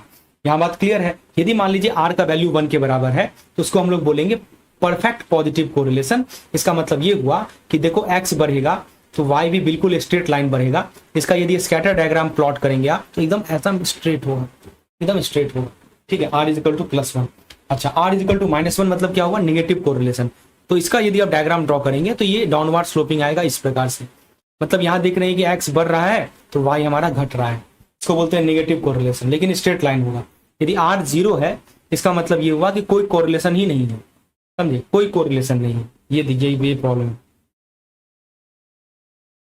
चलिए यहाँ तक क्लियर है। तो और फिर दोस्तों चेंज ऑफ ऑरिजिन नहीं अफेक्ट करेगा, चेंज ऑफ स्केल भी अफेक्ट नहीं करेगा। तो कोरिलेशन एक डायमेंशनलेस नंबर है, याद रखिएगा। इसीलिए ना हमने नंबरेटर में कोवेरियंस लिया है डायमेंशनलेस, कोई डायमेंशन ही नहीं होता कोरिलेशन का, मतलब यूनिट का कोई इफेक्ट ही नहीं होता। चाहे किलोग्राम को ग्राम बना दो या रुपये को 1000 रुपये बना दो, आर की वैल्यू सेम रहेगी। इसीलिए दोस्तों दिक्कत, पहला प्रॉब्लम यही था इसमें कि डायमेंशन से ये वाला इफेक्ट हो रहा था। तो हमने क्या किया, SX इंटू XY से डिवाइड कर दिया, डायमेंशनलेस बना दिया, ठीक है। तो आप यूनिट कुछ भी लीजिए कोई फर्क नहीं पड़ता है, किलोग्राम से ग्राम ले लीजिए या कोई भी यूनिट लीजिए, कोई फर्क नहीं पड़ता है। तो दोस्तों एक्सपेंडेड फॉर्मूला और प्रॉपर्टी आपके कोरिलेशन चैप्टर का बैकबोन है। न्यूमेरिकल थ्योरी, शॉर्ट नोट सब इन्हीं पॉइंट से डायरेक्टली लिंक्ड है। अब हम लोग बढ़ते हैं अपने चैप्टर की दूसरी कहानी की ओर, जो कि है हमारा रेग्रेशन। दोस्तों रेग्रेशन कोरिलेशन सिर्फ रिलेशनशिप आपको बताता है, लेकिन रेग्रेशन हमें एग्जैक्ट इक्वेशन देता है जिससे हम फ्यूचर वैल्यू प्रेडिक्ट कर सकते हैं। मतलब हमें क्या देता है जी, हमें इक्वेशन देता है जिससे हम लोग, इसके फायदा क्या मिलेगा हमें, इक्वेशन से हम ना फ्यूचर वैल्यू भी प्रेडिक्ट कर सकते हैं, फ्यूचर वैल्यू पता लगा सकते हैं। यानी x और y के बीच जो स्ट्रेट लाइन रिलेशन है उसका एग्जैक्ट मैथमेटिकल फॉर्मूला निकालना। अभी तो मैंने आपको बता दिया ना कि हाँ ऐसा लाइन है, लेकिन आपको पता होगा हर एक लाइन का अपना एक इक्वेशन होता है। इक्वेशन तो बताओ भाई, और वो इक्वेशन कौन बताएगा, रेग्रेशन बताएगा। समझ में आया। तो दोस्तों जब भी हमें डिपेंडेंट प्रेडिक्ट करना है इंडिपेंडेंट वेरिएबल के माध्यम से, अगर मान लीजिए मुझे x का वैल्यू पता हो, ठीक है, और y का वैल्यू एस्टिमेट करना है, तो आसानी से कर सकते हैं क्योंकि हमारे पास इक्वेशन रहेगा। वही इक्वेशन बताने का काम करता है हमारा रेग्रेशन। मतलब रेग्रेशन का एक ही मतलब है, हम इक्वेशन निकालते हैं। तो देखिए रेग्रेशन इक्वेशन आपके सामने है, क्या लिखा है जी, y equal to a plus B x. समझे, ये हमारा क्या है, रेग्रेशन इक्वेशन है। अब बोलिएगा a क्या है, b क्या है, तो सुन लीजिए, ठीक है। a और b दोनों इंपॉर्टेंट पैरामीटर हैं जिसके बिना प्रेडिक्शन इम्पॉसिबल है। b को बोला जाता है स्लोप। आप जब भी कभी लाइन ड्रॉ करते होंगे, आप जब ग्राफ पेपर पे बनाते हैं जी लाइन, जैसे मान लीजिए ये लाइन हमने बनाया, तो इसका स्लोप होता है ना एंगल थीटा, इसी का टैन थीटा जो होता है उसको स्लोप बोलते हैं, आपने पढ़ा होगा मैथ में। तो दोस्तों स्लोप बताता है कि डायरेक्शन क्या है और चेंज का रेट क्या है। अब दोस्तों दो चीज हो सकती है, स्लोप यदि पॉजिटिव हो मतलब स्लोप अपवर्ड है, बी यदि पॉजिटिव हो मतलब स्लोप अपवर्ड है। मतलब ये हुआ स्लोप अपवर्ड का मतलब ये हुआ कि जैसे जैसे एक्स बढ़ेगा वैसे वैसे वाई बढ़ता है, इसको बोलते हैं पॉजिटिव स्लोप। अच्छा, स्लोप नेगेटिव हो तो मतलब क्या हुआ, जैसे मान लीजिए ये वाला लाइन है, इसका स्लोप नेगेटिव है, तो इसका मतलब हुआ कि जैसे जैसे एक्स बढ़ेगा वैसे वैसे वाई घटेगा, इसको बोलते हैं डाउनवर्ड स्लोप। तो दोस्तों स्लोप बेसिकली बताता है एक्स के एक यूनिट चेंज से वाई कितना चेंज होगा। मतलब एक्स में एक यूनिट का बदलाव लाइए, वाई में क्या बदलाव आएगा, वही स्लोप बताता है। तो दोस्तों स्लोप का, अच्छा ए की बात कर ले, ए क्या होता है, ए को कहा जाता है इंटरसेप्ट। अब बोलिएगा भाई इंटरसेप्ट क्या होता है, तो देखिए दोस्तों बहुत सिंपल है। इंटरसेप्ट को मैं समझा देता हूँ सिंपल भाषा में। इंटरसेप्ट का मतलब ये होता है कि जैसे मान लीजिए ये वाला लाइन, ये वाला लाइन ना एक्स एक्सिस को मतलब इंटरसेप्ट वो वैल्यू होती है जो वाई की होती है जब एक्स 0 हो जाए। जब एक्स को आप 0 पुट कर दीजिए, जो भी वाई का वैल्यू मिलेगा वही इंटरसेप्ट कहलाता है। मैं एक एग्जांपल लेके समझाता हूँ। जैसे मान लीजिए इक्वेशन निकला 2x + 3, एक्स को जब आप 0 पुट करेंगे तो वाई मिलेगा ना 3, तो इस 3 को ही बोलते हैं इंटरसेप्ट, और यही होता है हमारा ए। तो ग्राफिकली वाई एक्सिस को जहां रेग्रेशन लाइन कट करती है, जैसे ये देखिए ये वाला लाइन है ना, ये वाला लाइन, ये वाई एक्सिस को कहाँ कट कर रही है, यहाँ पे कट कर रही है। तो ये जो पॉइंट होगा ना, इसको बोलते हैं हम लोग इंटरसेप्ट। मतलब हमारी जो लाइन है वो वाई एक्सिस को ग्राफिकली जहां पे कट करती है उसको बोलता है इंटरसेप्ट। मैं देखिए दोस्तों जितना भी तरह से पॉसिबल एनालिसिस है सब मैं समझा रहा हूँ, बुक में इतना अच्छे से समझाया नहीं गया है। तो दोस्तों स्लोप का फॉर्मूला केवल कंसेप्ट ही नहीं, फॉर्मूला रिकॉल करने के लिए यदि आपको स्लोप निकालना रहे तो covariance of x y numerator में डाल दीजिए, सिग्मा एक्स स्क्वायर डिनोमिनेटर में डाल दीजिए। इसका सिंपल सा लॉजिक है कि स्लोप डायरेक्टली डिपेंड करता है कोवेरिएंस पे, और कोवेरिएंस बताता है डायरेक्शन। देखिए समझिए, जो नोमीटर है ना जी, ये क्या बताता है आपको, डायरेक्शन, ठीक है। और जो वेरिएंस है और जो एस एक्स स्क्वायर है, ये क्या है जी, वेरिएंस ही तो है। आपने वेरिएंस को पढ़ा था ना, स्टैंडर्ड डेविएशन का स्क्वायर होता है। तो वेरिएंस आपको बताता है स्प्रेड, समझ रहे हैं। तो डिनोमिनेटर स्प्रेड बता रहा है, नोमीटर हमारा डायरेक्शन बता रहा है, ठीक है। तो यही हमारा स्लोप का फॉर्मूला है, covariance upon sigma x square. अच्छा, अब ये फॉर्मूला याद रखिएगा, इससे बी निकलेगा और बी निकालने के बाद हम लोग ए निकालेंगे। डिटेल समझना है तो वीडियो को देखिए, जो हमारा न्यूमेरिकल वाला वीडियो है। अब मैं आपको एक और मेथड के बारे में बताता हूँ, लीस्ट स्क्वायर मेथड। ये ब्रेन है रेग्रेशन के पीछे। दोस्तों ये वो लाइन चूज करता है जिससे एरर का स्क्वायर मिनिमम आ जाए। लिखा है ना, मैं की पॉइंट को हाईलाइट कर देता हूँ, minimise the sum of square error. देखिए एरर क्या होता है, एरर मतलब कि एक्चुअल पॉइंट और लाइन के बीच का वर्टिकल डिस्टेंस। ठीक है, मैं इसको थोड़ा सा एग्जांपल से समझा दूं तो आपको क्लियरली समझ में आएगा। जैसे मान लीजिए कि ये हमने जो रेग्रेशन लाइन बनाया, ये कुछ ऐसा लाइन बनाया, लेकिन जरूरी तो नहीं है कि एक्चुअल पॉइंट उस पर लाई करे। मान लीजिए एक्चुअल पॉइंट यहाँ पे है, तो ये जो डिस्टेंस है ना जी, वर्टिकल डिस्टेंस इस दोनों के बीच का, इसे ही बोलते हैं एरर। ये एरर रह गया ना, क्यों एरर रह गया? क्योंकि लाइन को जाना चाहिए इस पॉइंट से लेकिन गया नहीं, तो ये एरर रह गया। तो दोस्तों लीस्ट स्क्वायर में हम क्या करते हैं कि ये जितना भी एरर है ना, जैसे मान लीजिए ये पॉइंट यहाँ है, इसका एरर निकालिए, इसका एरर निकालिए, सबका एरर निकाल के ऐड कर दीजिए। लीस्ट स्क्वायर में ये स्क्वायर ऐड किया जाता है, तो ये जो डिफरेंस है ना उसका स्क्वायर निकाल के ऐड किया जाता है, और जिस लाइन का टोटल एरर मिनिमम होता है वही बेस्ट फिट लाइन होता है। दोस्तों बुक में आपको लीस्ट स्क्वायर मेथड में डिटेल डिस्कशन नहीं किया गया है, तो अभी हम बस इतना ही जान लीजिए कि देखिए हम क्या करते हैं कि हमको, हमारे पास यदि मल्टीपल लाइन है, सबके लिए हम लोग ये स्क्वायर निकालेंगे और जिसका एरर कम आता है उसे ही चूज करेंगे। तो फाइनल रिजल्ट क्या होता है कि रेग्रेशन लाइन सबसे क्लोज होती है सारे डेटा पॉइंट्स, और पॉइंट्स लाइन जो है दोनों साइड होते हैं, और ये लाइन बेस्ट पॉसिबल प्रेडिक्शन बताती है। सोचिए ये मेथड इंश्योर करता है कि आपका प्रेडिक्शन मैक्सिमम एक्यूरेट रहे, इसीलिए इसको बेस्ट फिट लाइन भी बोलते हैं। क्या बोलते हैं इसको हम लोग? Best fit line. ठीक है, तो रेग्रेशन हमें सिर्फ रिलेशनशिप नहीं बताता बल्कि एक एग्जैक्ट इक्वेशन देता है। रेग्रेशन से हमें क्या मिला जी? इक्वेशन मिला ना, जिसके माध्यम से फ्यूचर वैल्यू हम आसानी से प्रेडिक्ट कर सकते हैं। चलिए अब दोस्तों बात करते हैं स्टैंडर्ड एरर ऑफ एस्टिमेट की। तो ये क्या होता है दोस्तों कि देखिए ये मेजर करता है कि हमारा प्रेडिक्शन कितना एक्यूरेट है। यदि हमारा ऐसी छोटा होगा, राइट, तो मतलब कि हमारा एक्यूरेसी काफी ज्यादा है, हमारा प्रेडिक्शन काफी रिलायबल है। यानी ऐसी कम आता है तो मतलब कि हमारी रेग्रेशन लाइन एक्चुअल डेटा के और भी क्लोज है। सिंपल शब्द में बोले, ऐसी जितना छोटा होगा प्रेडिक्शन उतना परफेक्ट। फॉर्मूला देख सकते हैं, summation of y minus Y bar का square upon n minus 2 under root. Y bar क्या है? a प्लस बी एक्स, यानी प्रेडिक्टेड वैल्यू। ठीक है, तो दोस्तों इस फॉर्मूला का लॉजिक बहुत ही सिंपल है। एक्चुअल वैल्यू y ले लीजिए, ये y क्या है हमारा? y है हमारा एक्चुअल वैल्यू, समझे, और y बार क्या है हमारा? y बार है हमारा प्रेडिक्टेड वैल्यू, समझे। तो एक्चुअल वैल्यू और प्रेडिक्टेड वैल्यू, लाइन से जो वैल्यू मिला है वो प्रेडिक्टेड वैल्यू होता है। इसके बीच डिफरेंस निकालिएगा, माइनस किया है ना पहले, फिर उस डिफरेंस का स्क्वायर कीजिएगा, फिर सबका समेशन कीजिएगा, n-2 से डिवाइड कीजिएगा और लास्ट में स्क्वायर रूट कीजिएगा। इससे हमें पता चलता है कि हमारा प्रेडिक्शन ऑन एवरेज कितना ऑफ जा रहा है, समझे। यही होता है स्टैंडर्ड एरर ऑफ एस्टिमेट, कितना ऑफ जा रहा है। दोस्तों ऐसा मेजर है जो बताता है कि हमारा रेग्रेशन मॉडल कितना ट्रस्टवर्दी है। तो जैसे देखिए ऐसी यदि कम है तो अच्छा मॉडल है, तो देखिए ना लिखा है ऐसी, मान लीजिए कि y प्लस माइनस ऐसी आ गया, 65% कॉन्फिडेंस है, 2 ऐसी है, 95% कॉन्फिडेंस है। ठीक है, तो प्रेडिक्शन अनरिलायबल हो जाता है। यदि ऐसी आपका ज्यादा हो रहा है ना तो फिर आपका प्रेडिक्शन जो है वो अनरिलायबल हो जाता है, मतलब एरर ज्यादा है। तो दोस्तों कोरिलेशन का लिमिटेशन क्या है? कोरिलेशन एक पावरफुल टूल है लेकिन इसका मिसयूज बहुत आसान है, इसीलिए एग्जाम में इसका थ्योरी क्वेश्चन बहुत फेवरेट आता है कि बताओ कोरिलेशन का लिमिटेशन क्या है। तो दोस्तों कोरिलेशन सिर्फ लीनियर रिलेशनशिप को मेजर करता है, कर्वी लीनियर पे बात ही नहीं करता। अगर डेटा कर्व पैटर्न फॉलो करे, यू शेप, इन्वर्टेड यू, तो कोरिलेशन की रीडिंग गलत या मिसलीडिंग हो जाती है।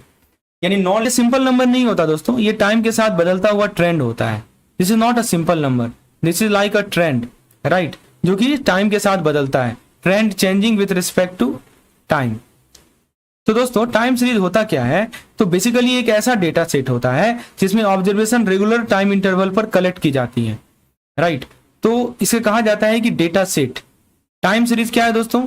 एक ऐसा डेटा सेट है जिसमें हम लोग क्या करते हैं, ऑब्जर्वेशन रेगुलर टाइम इंटरवल पर कलेक्ट करते हैं। यहां लिखा है ना, sequence of observation collected at a successive regular time interval. जैसे एग्जांपल के तौर पर डेली सेल हो गया आपका, मैं एक एग्जांपल लेके समझाता हूं आपको। जैसे मान लीजिए आपका डेली सेल हो गया, या मान लीजिए मंथली डिपॉजिट्स है, या मान लीजिए क्वार्टरली जीडीपी है। तो समझ लीजिए कि टाइम सीरीज किसी भी वेरिएबल की बायोग्राफी होती है। यानी कोई भी आप वेरिएबल ले लीजिए ना, राइट, इसकी बायोग्राफी होती है, राइट। तो जैसे एक इंसान की लाइफ स्टोरी टाइम के साथ लिखी जाती है, वैसे ही डेटा की भी एक कहानी होती है, उसको हम टाइम सीरीज बोलते हैं। जैसे इंसान की लाइफ स्टोरी टाइम के साथ लिखी जाती है ना, वैसे डेटा की भी एक कहानी होती है, और उसी कहानी डेटा की जो स्टोरी होती है उसको हम लोग टाइम सीरीज बोलते हैं। एग्जांपल मैंने आपको बताया ही कि जैसे daily cell, monthly deposit, quarterly deposit, right, observation को रेगुलर टाइम इंटरवल पर कलेक्ट करते हैं। तो इसमें देखिए एप्लीकेशन कहाँ कहाँ है टाइम सीरीज का। पहला लिखा है दोस्तों इकोनॉमिक फोरकास्टिंग। इसका मतलब क्या हुआ कि यानी यहाँ पे टाइम सीरीज यूज होता है GDP growth, inflation rate, credit demand, right, जैसे मैक्रो इकोनॉमिक ट्रेंड को प्रेडिक्ट करने के लिए। ये सब क्या है जी? ये सब हमारे मैक्रो इकोनॉमिक ट्रेंड है। मैक्रो इकोनॉमिक समझते हैं ना, आपने पढ़ा होगा दोस्तों, राइट, मतलब on economic level, whole level पे इनको प्रेडिक्ट करने के लिए हम लोग टाइम सीरीज का यूज करते हैं। ठीक है, फिर कहाँ यूज करते हैं? बैंकिंग में यूज करते हैं, फाइनेंस में यूज करते हैं, कि जैसे बैंक में टाइम सीरीज सुपर इंपॉर्टेंट होता है। जैसे मान लीजिए आपको ये पता करना है कि जो एनपीए का ट्रेंड है वो कैसे बढ़ रहा है। ठीक है, फिर देखिए डिपॉजिट कितना ग्रो हो रहा है, फिर लिक्विडिटी कब टाइट होती है, सब कुछ टाइम सीरीज के एनालिसिस से डिसाइड होता है। Everything is decided through the time series analysis. ठीक है, फिर आता है इन्वेंट्री एंड सेल। तो चाहे रिटेल हो या मैन्युफैक्चरिंग हो, राइट, सीजनल डिमांड प्रेडिक्ट करने के लिए टाइम सीरीज यूज होता है। लिखा है ना, प्रेडिक्टिंग द सीजनल डिमांड। तो रिटेल हो या मैन्युफैक्चरिंग हो, सीजनल डिमांड प्रेडिक्ट करना है तो टाइम सीरीज यूज होगा, ताकि ना शॉर्टेज हो और ना एक्स्ट्रा इन्वेंट्री रुके। कोई शॉर्टेज नहीं होना चाहिए, कोई एक्स्ट्रा इन्वेंट्री नहीं होना चाहिए, राइट। तो इसमें की लॉजिक यही है दोस्तों कि फोरकास्ट तभी एक्यूरेट होता है जब दो पिलर स्ट्रांग हो। पहला क्या है? पास डेटा वैलिडिटी, यानी जो डेटा आप यूज कर रहे हैं वो सही, क्लीन और रिलायबल होने चाहिए। मतलब कि आप जो डेटा यूज कर रहे हैं ना वो सही हो, राइट, वो क्लीन हो और क्या हो, वो रिलायबल हो। और फिर दूसरा चीज है कि पैटर्न स्टेबिलिटी, मतलब कि अगर ट्रेंड, सीजनैलिटी या साइक्लिक मूवमेंट स्टेबल है तभी आप आगे का फोरकास्ट कॉन्फिडेंटली कर सकते हैं। इसको बोलते हैं पैटर्न स्टेबिलिटी। मतलब फोरकास्ट एक्यूरेसी के लिए दो पिलर जरूरी है। पास डेटा वैलिडिटी, यानी जो आप डेटा यूज कर रहे हैं वो सही, क्लीन और रिलायबल हो। पैटर्न स्टेबिलिटी, यानी अगर ट्रेंड, सीजनैलिटी या साइक्लिक मूवमेंट स्टेबल है तभी आप आगे का फोरकास्ट कॉन्फिडेंटली कर सकते हैं। तो दोस्तों हमने ये सीखा कि टाइम सीरीज को कहा जाता है डेटा की बायोग्राफी। रेगुलर इंटरवल पर ऑब्जर्वेशन लिया जाता है। इकोनॉमिक, बैंकिंग, सेल सब में यूज होता है टाइम सीरीज।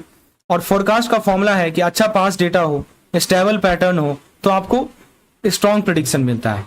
ठीक है, अब दोस्तों यहाँ पे स्ट्रेटेजिक इंपॉर्टेंस की बात कर ली जाए तो दोस्तों समझते हैं कि टाइम सीरीज का एक्चुअल यूज क्या होता है, खासकर बैंकिंग और बिजनेस में। एक तो लिखा है दोस्तों इन्वेंट्री मैनेजमेंट। ठीक है, ये सुपर इंपॉर्टेंट है बिजनेस ऑपरेशन के लिए। यानी टाइम सीरीज एनालिसिस यहाँ पे एक लाइफ सेवर होता है। अगर मान लीजिए आपने ट्रेंड एनालिसिस सही से किया, जो ट्रेंड एनालिसिस है मान लीजिए ये आपने सही से किया, राइट, तो क्या होगा, बिजनेस जो है एक्स्ट्रा स्टॉक का ट्रैप में नहीं गिरता। एक जो एक्स्ट्रा स्टॉक का जो ट्रैप होता है ना, इसमें बिजनेस नहीं गिरता, जैसे जिससे लिक्विडिटी ब्लॉक हो जाती है। अब देखिए एक्स्ट्रा स्टॉक रखिएगा तो लिक्विडिटी तो अल्टीमेटली आपकी ब्लॉक हो गई ना, राइट, तो इस ट्रैप में नहीं गिरता। और ना ही डिलीवरी डिसरप्शन होता है, राइट, डिलीवरी डिसरप्शन का भी दिक्कत नहीं है, यानी सडन शॉर्टेज। डिलीवरी डिसरप्शन का मतलब क्या हुआ, सडन शॉर्टेज। तो कहने का मतलब कि यदि फोरकास्टिंग हमारी सही है ना, कोई लिक्विडिटी ट्रैप नहीं होगा, कोई स्टॉक आउट नहीं होगा, राइट। तो ये होता है हमारा इन्वेंट्री मैनेजमेंट। तो ये बात ध्यान रखेंगे। की पॉइंट में फिर से लिख देता हूं, नो लिक्विडिटी ट्रैप, कोई लिक्विडिटी ट्रैप नहीं होगा, कोई स्टॉक आउट नहीं होगा, समझे। इसको बोलते हैं हम लोग इन्वेंट्री मैनेजमेंट।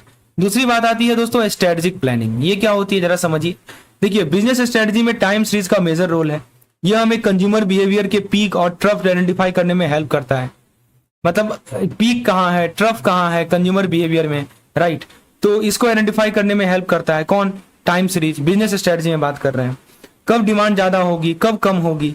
इसके साथ साथ आरबीआई के पॉलिसी चेंज का इंपैक्ट भी हम डेटा के थ्रू जज कर सकते हैं। तो दोस्तों और क्या कर सकते हैं स्ट्रेटजिक प्लानिंग में, हम ये भी कर सकते हैं दोस्तों कि आरबीआई का जो पॉलिसी है, आरबीआई के जो पॉलिसी चेंज हो रहे हैं इनका इंपैक्ट क्या हुआ, ये भी हम डेटा के थ्रू जज कर सकते हैं।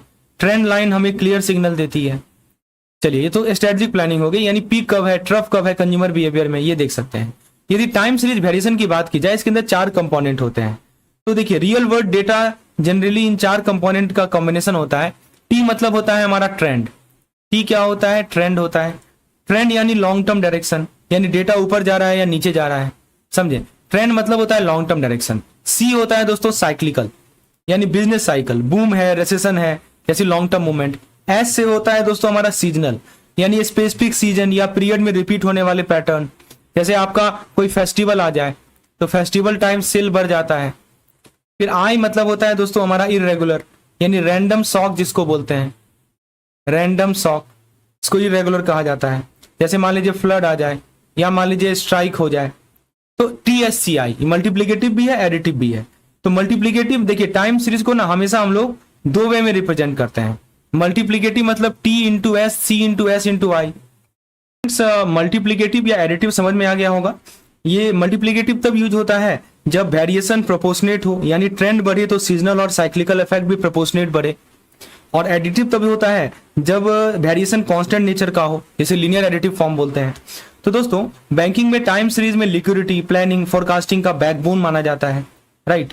ये सब बैकबोन माना जाता है। 4 कंपोनेंट बताए आपको, TSCI, trend, cyclical, seasonal, irregular. और डेटा मॉडल मल्टीप्लिकेटिव हो सकता है या एडिटिव हो सकता है।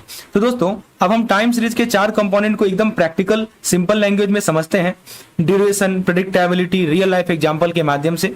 तो दोस्तों पहले हम लोग बात करते हैं सेकुलर ट्रेंड की। So you know secular trend, तो सबसे पहला कंपोनेंट है ट्रेंड। तो ये एक स्मूथ लॉन्ग टर्म डायरेक्शन होता है। यहाँ देखिए लिखा गया है smooth long term direction. Data कभी सालों तक ऊपर जाता है, कभी नीचे जाता है, और यही आपका ट्रेंड है। ड्यूरेशन इसका बहुत सालों तक होता है। प्रेडिक्टेबिलिटी काफी हाई है। जैसे मान लीजिए डिपॉजिट ग्रोथ की बात कर लें, bank deposit long term increase होते ही रहते हैं। तो दोस्तों ट्रेंड हमें बताता है कि डेटा का लॉन्ग टर्म मूड क्या है, बुलिश है या बियरिश है, मतलब लॉन्ग टर्म मूड बताएगा ट्रेंड कि जो डेटा है आपके पास वो बुलिश नेचर का है या बियरिश नेचर का है। पूरा का पूरा डेटा एनालिसिस है दोस्तों, राइट। अच्छा, तो यदि साइक्लिकल की बात कर लें हम लोग, साइक्लिकल में क्या होता है कि ये मल्टी ईयर वेव की तरह होता है। लिखा है ना, मल्टी ईयर वेव की तरह होता है साइक्लिकल पैटर्न, राइट। तो बिजनेस साइकिल, बूम और स्लो डाउन, ये सब टाइम सीरीज के साइक्लिकल कंपोनेंट में आते हैं। जैसे बिजनेस साइकिल में बूम आ जाए या स्लो डाउन आ जाए तो all this part of the cyclical, right. तो इनका प्रेडिक्टेबिलिटी पार्शियल होता है। एग्जांपल के तौर पर आप बिजनेस साइकिल ले सकते हैं। तो दोस्तों साइकिल हमेशा रिटर्न होता है ना, पर कब रिटर्न होगी ये प्रेडिक्टेबल नहीं है। ये पार्शियली प्रेडिक्टेबल है, आधा प्रेडिक्टेबल है। मतलब एक बात होता है कि साइकिल रिटर्न होगी, लेकिन कब, व्हेन, ये पार्शियली प्रेडिक्टेबल है। फिर तीसरा आता है सीजनल वेरिएशन। सीजनल वेरिएशन क्या होता है? इसका मतलब वो पैटर्न जो हर साल रिपीट होते हैं। जैसे आपका फेस्टिवल टाइम सेल हो गया, तो सीजनल तो समझ में आ गया होगा आपको, वो पैटर्न जो हर साल रिपीट होते हैं। ड्यूरेशन इनका 1 साल से कम का होता है, प्रेडिक्टेबिलिटी हाई होती है। फिर हमारा आता है इरेगुलर या रैंडम वेरिएशन। ये क्या होता है दोस्तों? ये मतलब ये सडन शॉक होते हैं। You can call it you can call it sudden shock, जिसको प्रिडिक्ट नहीं कर सकते, which you can not predict. You can not predict the sudden shock, right. जैसे पैंडेमिक, वार, नेचुरल डिजास्टर, ये सब डेटा को शॉर्ट टर्म में डिस्टर्ब कर देते हैं। ये शॉर्ट टर्म नेचर के होते हैं, इनका प्रेडिक्टेबिलिटी 0 है। पैंडेमिक, वार, इसमें क्या बताया आपको? लॉन्ग टर्म डायरेक्शन होता है, प्रेडिक्टेबल होता है ट्रेंड हमारा। सीजनल साइक्लिकल में क्या बताया कि मल्टी ईयर वेव होता है, पार्टली प्रेडिक्टेबल है। साइक्लिकल में बताया कि देखो साइक्लिकल हमने बता दिया। सीजनल में क्या बताया कि रिपीटिंग ईयरली पैटर्न होता है, हाईली प्रेडिक्टेबल है। और इरेगुलर में दोस्तों रैंडम शॉक होते हैं, अनप्रेडिक्टेबल होता है। अब जरा कंपोनेंट को डीप डाइव करते हैं। तो दोस्तों टाइम सीरीज के जो 4 कंपोनेंट है थोड़ा सा और डीपली समझते हैं, एकदम प्रैक्टिकल और एग्जाम ओरिएंटेड तरीके से। जैसे आपका सेकुलर ट्रेंड है, राइट। तो ट्रेंड बेसिकली डेटा का लॉन्ग टर्म डायरेक्शन होता है। ट्रेंड क्या होता है जी? ट्रेंड जो है आपका डेटा है, इसका लॉन्ग टर्म डायरेक्शन होता है, long term direction of data, right. तो ऊपर भी जा सकता है, नीचे भी जा सकता है, या कभी कभी फ्लैट भी रह सकता है। तो इसको मेजर इकोनॉमिक फोर्स ड्राइव करते हैं। क्या क्या मेजर इकोनॉमिक फोर्स है? मैं कुछ नाम दे दूं आपको। जैसे मान लीजिए आपका पॉपुलेशन ग्रोथ हो गया, राइट। पॉपुलेशन ग्रोथ एक मेजर इकोनॉमिक फोर्स है। इनकम लेवल दूसरा है। और क्या हो सकता है? Technology adoption, financial inclusion. तो ट्रेंड बताता है कि डेटा की गाड़ी किस डायरेक्शन में चल रही है, स्लो है या फास्ट है, राइट। पर डायरेक्शन क्लियर होता है, मतलब डायरेक्शन की बात होती है यहाँ पे, मतलब डेटा की जो गाड़ी है वो किस डायरेक्शन में चल रही है, वो हमें ट्रेंड बताता है।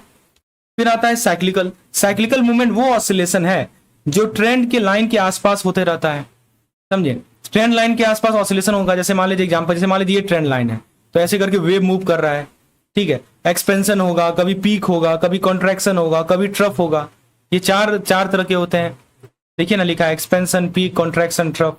ये लॉन्ग टर्म बिजनेस और इकोनॉमिक साइकिल को रिफ्लेक्ट करता है। तो साइकिल कब आएगी एग्जैक्ट पता नहीं है, पर ये आती जरूर है, ऊपर भी नीचे भी। फिर होता है हमारा सीजनल वेरिएशन। तो देखिए सीजनल वेरिएशन वो पैटर्न होते हैं जो एक साल के अंदर अंदर रिपीट होते हैं, एक साल के अंदर रिपीट होते हैं सीजनल। जैसे मान लीजिए agriculture credit spike harvest season में, retail sale Diwali Christmas time पे, टूरिज्म विंटर में, मतलब आते जरूर हैं। तो सीजनल पैटर्न जो है कैलेंडर बेस्ड ये होते हैं, right, fix season, fixed effect. और लास्ट में आते हैं इरेगुलर वेरिएशन, यानी दोस्तों हम रैंडम नॉइज भी बोलते हैं इसको, आप इरेगुलर वेरिएशन बोलिए, रैंडम नॉइज बोलिए। ये अनप्रेडिक्टेबल शॉक होते हैं, जैसे पैंडेमिक हो गया, स्ट्राइक हो गया। इसका एग्जांपल मैं देता हूं, pandemic, strike, right, natural disaster या कोई अनएक्सपेक्टेड इवेंट मैथमेटिकली आइसोलेट करना मुश्किल होता है, राइट, पर दोस्तों लॉन्ग पीरियड में इफेक्ट न्यूट्रलाइज हो जाता है। तो दोस्तों याद रखेंगे, इरेगुलर वेरिएशन जो होता है वो डेटा की अनप्रेडिक्टेबल ट्विस्ट है, शॉर्ट टर्म का हंगामा है, लॉन्ग टर्म में खत्म हो जाता है। तो ट्रेंड, टी से ट्रेंड याद रखिए, लॉन्ग टर्म डायरेक्शन, सी से साइक्लिकल याद रखिए, वेव, एस से सीजनल याद रखिए, एनुअल रिपीटिंग पैटर्न, आई से इरेगुलर याद रखिए। अब दोस्तों जैसे लीनियर ट्रेंड तब यूज होता है जब ग्रोथ या डिक्लाइन कांस्टेंट हो, लिखा है ना, व्हेन ग्रोथ और डिक्लाइन इज कांस्टेंट, यानी डेटा एक स्ट्रेट लाइन पैटर्न फॉलो करता है, मतलब हर पीरियड में इंक्रीज या डिक्रीज सेम अमाउंट से होता है। जैसे मैंने लिखा y is equal to A plus B x, तो b यहां पे क्या है, स्लोप है। b का फॉर्मूला क्या होता है, summation of x y minus n time x minus n times y divided by summation of x square minus n times x bar square. b बताता है कि ट्रेंड की डायरेक्शन और स्पीड, पॉजिटिव b मतलब upward trend, negative b मतलब downward trend, ठीक है। तो ये फॉर्मूला होता है b निकालने का, summation of x y minus n time x bar into y bar upon summation of x square minus n time summation of x square. B बताता है कि ट्रेंड की डायरेक्शन क्या है, स्पीड क्या है। अब देखिए दो चीज हो सकता है, बी यदि पॉजिटिव हो इसका मतलब ये हुआ कि अपवर्ड ट्रेंड होगा, और यदि बी नेगेटिव हो इसका मतलब क्या हुआ कि डाउनवर्ड ट्रेंड होगा। फिर ए आता है हमारा इंटरसेप्ट। ए क्या होता है जी, ए होता है हमारा इंटरसेप्ट। इंटरसेप्ट कैसे निकालते हैं, y बार माइनस बी टाइम एक्स बार, यानी ये स्टार्टिंग लेवल शो करता है, यानी ट्रेंड लाइन कहां से बिगिन हो रहा है। दोस्तों लीनियर ट्रेंड जो है सिंपल है, लेकिन स्ट्रेट लाइन स्टेडी मूवमेंट होता है, ठीक है। तो इसमें देखिए दोस्तों ए और बी का फॉर्मूला आपको याद रखना पड़ेगा, और आपके सामने डेटा दी गई रहेंगी, उससे बेसिस पे आपको इक्वेशन निकालना रहेगा। अच्छा, क्वाड्रेटिक ट्रेंड तब यूज होता है जब रेट ऑफ चेंज खुद ही चेंज हो, ठीक है। लीनियर चेंज के बारे में क्या बताया, जब कांस्टेंट रहे, जब ग्रोथ या डिक्लाइन कांस्टेंट हो। लेकिन क्वाड्रेटिक मतलब कि जब रेट ऑफ चेंज है ना वो खुद ही बदले, यानी कभी ग्रोथ फास्ट हो रही है जिसको एक्सेलरेशन बोलते हैं, राइट, या कभी ग्रोथ स्लो हो रही है जिसको डेसेलरेशन बोलते हैं। ये पैटर्न बैंकिंग में काफी कॉमन है, खासकर क्रेडिट ग्रोथ या इन्फ्लेशन ट्रेंड में। तो जब डेटा स्ट्रेट लाइन फॉलो नहीं करता बल्कि कर्व बनता है, वहां पे क्वाड्रेटिक ट्रेंड बेस्ट फिट होता है। तो लीनियर ट्रेंड में याद रखिएगा constant growth, constant decline, straight line equation बनेगा y equal to A plus B X. A और बी का फॉर्मूला आपको मैंने बता दिया। क्वाड्रेटिक ट्रेंड के लिए रेट ऑफ चेंज वेरी करेगा, पैराबोलिक कर्व बनेगा, इन्फ्लेशन और क्रेडिट मूवमेंट में काम आता है। इक्वेशन की बात कर लें तो चलिए क्वाड्रेटिक ट्रेंड को थोड़ा सा मैथमेटिकल एंगल से समझते हैं। तो ये एग्जाम में डायरेक्ट क्वेश्चन आता है, इसका equation y equal to A plus B x plus c x square. ये तब यूज होता है जब डेटा स्ट्रेट लाइन फॉलो नहीं करता बल्कि डेटा मान लीजिए कर्व बन रहा हो। आपने कभी पाराबोला देखा है, जरूर देखा होगा, इसको बोलते हैं पाराबोला, इसको कर्व बोलते हैं, यानी रेट ऑफ चेंज खुद चेंज हो रहा है। तो आप मान लीजिए इस केस में आप एबीसी निकालना चाहेंगे तो उसके लिए आपको तीन इक्वेशन यूज करना पड़ेगा। Summation of y is equal to n a plus c time summation of x square, summation of x y is equal to a time summation of x plus c time summation of x cube, और b इसके माध्यम से। ये equation statistically ABC की value निकालने के लिए use होते हैं, जिसे हम best fit parabola trend draw कर सकते हैं। सो अब एबीसी निकल जाए तो हम लोग ना बेस्ट फिट पैराबोला को ड्रॉ कर सकते हैं। तो जब डेटा कर्व बनाता है तो क्वाड्रेटिक ट्रेंड ही उसका असली हीरो होता है।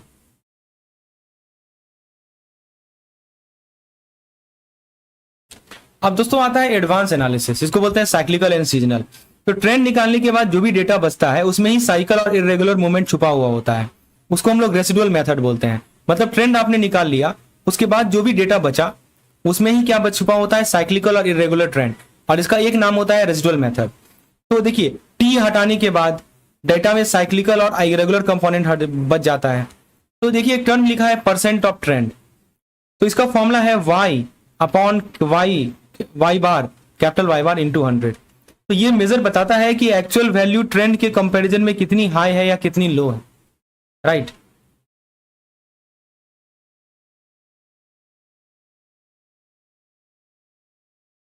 फिर एक होता है रिलेटिव साइक्लिकल रेसिडुअल, इसमें होता है y minus Y bar upon y bar into 100। तो देखिए ये जो हमारा रिलेटिव साइक्लिकल रेसिडुअल है ना, ये परसेंटेज फॉर्म में बताता है कि एक्चुअल वैल्यू ट्रेंड से कितनी डेविएट कर रही है। एक होता है दोस्तों ट्रेंड और एक होता है ट्रेंड से डेविएशन।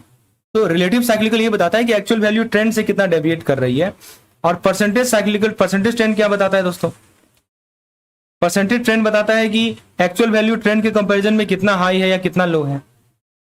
तो ये मेथड केवल पास्ट एनालिसिस के लिए है, फ्यूचर साइक्लिकल मूवमेंट को एनालाइज नहीं कर सकते। इनका लिमिटेशन याद रखिएगा, परसेंटेज ट्रेंड हो या पास्ट। देखिए वाई बार की बात कर लेना, वाई बार यही है जो आपने यहां देखा था, ये देखिए ये जो वाई बार देख रहे हैं ना, यही है वाई बार जो आपने आपने आपने कैलकुलेशन करके निकालना है, ठीक है। तो ये आपका प्रिडिक्टेड वैल्यू है और वाई हमारा एक्चुअल वैल्यू है, दोनों के बीच का डिफरेंस होता है। तो पास्ट एनालिसिस के लिए हेल्पफुल है, ठीक है। तो ये याद रखेंगे, आप फ्यूचर साइक्लिकल मूवमेंट प्रिडिक्ट नहीं कर सकते, साइकिल को एग्जैक्ट प्रिडिक्ट नहीं किया जा सकता, सिर्फ स्टडी किया जा सकता है। तो दोस्तों हमने ये सीखा कि quadratic trend parabolic equation 3 normal equation से सॉल्व होगा। रेसिडुअल मेथड का मतलब ये है कि ट्रेंड को रिमूव कर दो, केवल सी और आई कंपोनेंट मिलेगा, साइक्लिकल और इरेगुलर वाला। परसेंटेज ऑफ ट्रेंड बताया y upon Y bar into 100। Relative cyclical residual ने बताया y minus Y bar upon Y bar into 100। Prediction के लिए नहीं यूजफुल है, केवल पास्ट एनालिसिस कर सकते हैं।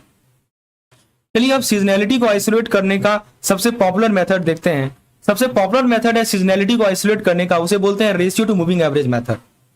ये बैंकिंग एग्जाम में बहुत प्यारा टॉपिक है दोस्तों। सीजनैलिटी निकालने का पहला स्टेप होता है मूविंग एवरेज कैलकुलेट करना। क्या निकालना जी, मूविंग एवरेज। अगर क्वार्टरली डेटा है तो 4 पीरियड मूविंग एवरेज निकलेगा, लिखा है ना। तो क्वार्टरली डेटा है तो 4 पीरियड निकालो, यदि मंथली डेटा है तो 12 पीरियड निकालो, 12 पीरियड मूविंग एवरेज। तो दोस्तों एक चीज याद रखिएगा, जैसे मान लीजिए कि एवन नंबर पीरियड है, एवन नंबर पीरियड है। जैसे एवन नंबर पीरियड में क्या हो सकता है, एवन नंबर पीरियड में मान लीजिए 4 हो जाएगा या 12 हो जाएगा। तो इनमें एक इशू होता है कि ये डेटा पॉइंट के साथ परफेक्टली अलाइन नहीं होते, अलाइनमेंट परफेक्ट नहीं होता डेटा पॉइंट के साथ, इसीलिए हम सेंटरिंग करना पड़ता है। क्या करना पड़ता है, सेंटरिंग करना पड़ता है, राइट। यानी एवरेज का फिर से एवरेज निकालना पड़ता है। मैं फिर से बता दूं दोस्तों, जो हमारे एवन नंबर पीरियड होते हैं ना, जैसे 4 पीरियड हो गया, 12 पीरियड हो गया, ठीक है। क्वार्टरली निकालना है तो 4 पीरियड लीजिए, 4 पीरियड मूविंग एवरेज। यदि मंथली निकालना है तो 12 पीरियड मूविंग एवरेज लीजिए। तो एवन नंबर पीरियड जैसे 4 है या 12 है, इनमें एक इशू यही है कि ये डेटा पॉइंट के साथ परफेक्टली अलाइन नहीं होते, तो हम सेंटरिंग करते हैं, यानी एवरेज का फिर से एवरेज निकालते हैं। तो दोस्तों याद रखिएगा कि ये जो मूविंग एवरेज है ना, ये मूविंग एवरेज ट्रेंड निकालता है। क्या निकालता है दोस्तों, ट्रेंड निकालता है और सीजनैलिटी को दिखाता है। ट्रेंड निकालता है और सीजनैलिटी को दिखाता है।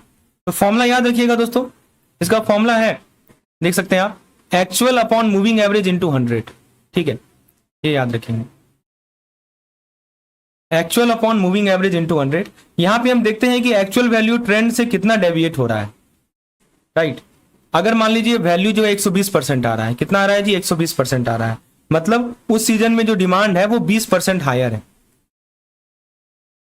डिमांड जो है वो 20% क्या है, हाई है, समझे। तो इसको बोलते हैं परसेंटेज, कैलकुलेट परसेंटेज, यानी actual versus moving average. Actual value trend से कितना डेविएट हो रहा है वही हम देखते हैं। अगर वैल्यू मान लीजिए 120% आ रही है, मतलब उस सीजन में डिमांड 20% ज्यादा है। अब तीसरा स्टेप है दोस्तों मॉडिफाइड मीन। ये क्या होता है, तो अब इस परसेंटेज सीरीज में हर सीजन का एवरेज निकालना होता है। जैसे क्वार्टरली एग्जांपल में Q1, Q2, Q3, Q4 का सेपरेट एवरेज निकलता है। तो दोस्तों मॉडिफाइड मीन सीजन की असली सिग्नेचर पैटर्न। फिर एक होता है एडजस्टमेंट फैक्टर। तो दोस्तों देखिए, इंडाइसेस का टोटल एक फिक्स टारगेट के इक्वल होना चाहिए, जैसे मान लीजिए क्वार्टरली डेटा है तो टोटल 400, या मंथली डेटा है तो टोटल 1200। तो एडजस्टमेंट फैक्टर क्या है कि आपका टोटल टारगेट कितना है और सम ऑफ मॉडिफाइड मीन कितना है, दोनों को डिवाइड कर दीजिए तो आपको एडजस्टमेंट फैक्टर मिलेगा। तो ये फैक्टर मल्टीप्लाई करके हम फाइनल सीजनल इंडेक्स निकालते हैं, बिल्कुल एग्जाम रेडी फॉर्मेट में। दोस्तों यदि आपको डिटेल में जानना है कि कैसे इन सब का यूज होता है तो आपसे एक रिक्वेस्ट है कि जो सेकंड पार्ट का वीडियो है वो आप देखें, सब कुछ क्लैरिटी के साथ समझ में आ जाएगा। मैं फिर से रिपीट कर देता हूं दोस्तों, ये सब स्टेप्स हैं। पहले मैंने क्या किया, सीजनैलिटी को रिमूव करने के लिए मूविंग एवरेज निकाला 4 पीरियड या 12 पीरियड, ठीक है। तो हमने ये बताया कि दोस्तों इवन नंबर वाले में एक इशू होता था, हमें सेंटरिंग करना जरूरी है, इसीलिए हम लोग जो ना एवरेज का फिर से एवरेज निकालते हैं। फिर हम लोग सेकंड स्टेप में परसेंटेज निकालते हैं, यानी जो एक्चुअल वैल्यू है वो ट्रेंड से कितना डेविएट हो रहा है मूविंग एवरेज के कंपैरिजन में। अगर वैल्यू मान लीजिए 120% आ रहा है, ठीक है ना, आपने निकाला वैल्यू 120 आया, मतलब 20% जो है क्रिटिकल मेजर है जो बताती है कि कोई इवेंट होने के चांस कितना है, राइट। तो chance of occurrence of an event, मैं हाईलाइट कर देता हूं की पॉइंट को, it measure the chance of occurrence of an event. तो दोस्तों इंपॉर्टेंट बात यह है कि प्रोबेबिलिटी का वैल्यू हमेशा 0 से 1 के बीच में होता है, समझे। 0 का मतलब कि इवेंट इम्पॉसिबल है, 1 का मतलब होता है कि इवेंट सर्टेन है, राइट, यानी कि पक्का होगा। सर्टेन मतलब कि इवेंट जो है वो पक्का होगा, समझे। तो क्लासिकल फॉर्मूला क्या है, m/n, राइट। m मतलब कि फेवरेबल आउटकम, n मतलब कि टोटल पॉसिबल आउटकम। ये बहुत सिंपल है, ये क्लासिकल फॉर्मूला है प्रोबेबिलिटी निकालने का, एग्जाम में बार बार आता है। फिर दूसरी बात आती है सैंपल स्पेस। सैंपल स्पेस का मतलब कि पूरे के पूरे पॉसिबल आउटकम का सेट होता है, यहाँ लिखा है ना, set of all the possible outcome, ये होता है सैंपल स्पेस। जैसे मान लीजिए कि कोई डाई है और वो रोल हो रहा है, राइट। तो सैंपल स्पेस क्या हो जाएगा, 1 2 3 4 5 6, राइट, ये सैंपल स्पेस हो जाएगा। फिर उसके बाद आता है हमारा इवेंट, सैंपल स्पेस के बाद आता है event. Event basically sample space का सबसेट होता है, राइट। तो जैसे मान लीजिए कि इसी पार्टिकुलर केस में जो आपका 6 डाई को आपने रोल किया, ठीक है। इवन नंबर क्या हो सकता है, इवन नंबर एक इवेंट हो सकता है, even number can be an event, right. तो इवन नंबर का इवेंट क्या हो सकता है, जैसे मान लीजिए 2 4 6, ये इवन नंबर है, ये एक इवेंट हो गया, मतलब सैंपल स्पेस का एक सबसेट होता है। और ये जो सिंबल है ना, ये सबसेट का सिंबल है। अब बात करते हैं टाइप ऑफ इवेंट की। हमने सैंपल स्पेस देखा, पूरे के पूरे पॉसिबल आउटकम का सेट को सैंपल स्पेस बोलते हैं। इवेंट उसका एक सबसेट होता है, यानी सैंपल स्पेस का सबसेट है। तो दोस्तों इवेंट एग्जाम रिलेटेड सेक्शन पे बात करते हैं टाइप्स ऑफ इवेंट की। तो यहां से दोस्तों डायरेक्ट क्वेश्चन आते हैं कि जैसे एक सर्टेन इवेंट है, सर्टेन इवेंट का मतलब कि जो हमारा ए यानी कि इवेंट जो है वही सैंपल स्पेस के बराबर है। तो प्रोबेबिलिटी तो पूरा का पूरा 1 ही रहेगा ना, क्योंकि इवेंट और सैंपल दोनों बराबर है। क्योंकि प्रोबेबिलिटी होता क्या है, इवेंट अपॉन सैंपल ही तो होता है, और क्योंकि दोनों बराबर हो गया तो प्रोबेबिलिटी 1 हो जाएगा। एक होता है हमारा इम्पॉसिबल इवेंट, ये क्या होता है, तो यहाँ पे ना इवेंट नल सेट है। नल सेट होने का मतलब क्या हुआ कि इवेंट होने का चांस 0 है, तो प्रोबेबिलिटी भी 0 हो जाएगा। फिर आता है एक म्यूचुअली एक्सक्लूसिव केस। ये क्या होता है दोस्तों कि 2 इवेंट साथ में नहीं हो सकते, कैन नॉट ऑकर टुगेदर, समझे। जैसे मान लीजिए इसको जैसे दिखाया जाता है A intersection B is equal to 5, right. जैसे मान लीजिए एक डाई में एक ही टाइम पर 2 और 5 दोनों आ सकते हैं, दोनों नहीं आ सकते हैं। कोई एक डाई है मान लीजिए, राइट, और उसमें एक ही टाइम पे 2 और 5 दोनों नहीं आ सकते, राइट, तो इसको म्यूचुअली एक्सक्लूसिव कहा जाता है। फिर आता है इक्वली लाइकली, मतलब जब सारे आउटकम के होने के चांस बराबर हो, इक्वल चांस ऑफ ऑकरेंस। जैसे मान लीजिए कोई फेयर डाई है, तो 1 2 3 4 5 6 सबका प्रोबेबिलिटी इक्वल होता है। फिर आता है एग्जॉस्टिव इवेंट, यानी जब इवेंट मिलकर पूरा सैंपल स्पेस कवर कर ले, जैसे लिखा है ना A union B is equal to sample space. दोस्तों ये था प्रोबेबिलिटी का फाउंडेशन कंसेप्ट, सिंपल, क्रिस्प और एग्जाम फोकस्ड। सर्टेन इवेंट क्या होता है, इम्पॉसिबल इवेंट क्या होता है, म्यूचुअली एक्सक्लूसिव क्या होता है, इक्वली लाइकली क्या होता है। इक्वली लाइकली का एग्जांपल देख लीजिए, जब सारे आउटकम होने का चांस सेम हो, जैसे 1 2 3 4 5 6 सबका प्रोबेबिलिटी सेम है। फिर एक होता है कॉम्प्लीमेंट्री इवेंट। तो ये बहुत ही इंपॉर्टेंट कंसेप्ट देखते हैं। इसका मतलब ये होता है कि जो इवेंट नहीं होता वो कॉम्प्लीमेंट्री इवेंट होता है। PA bar is equal to 1 minus PA, right. तो इसका सिंपल एग्जांपल है कि जैसे मान लीजिए इवेंट A है और इवेंट ए का चांस मान लीजिए पी ए है, राइट, तो ए के ना होने का चांस क्या हो जाएगा, 1 माइनस पी ए।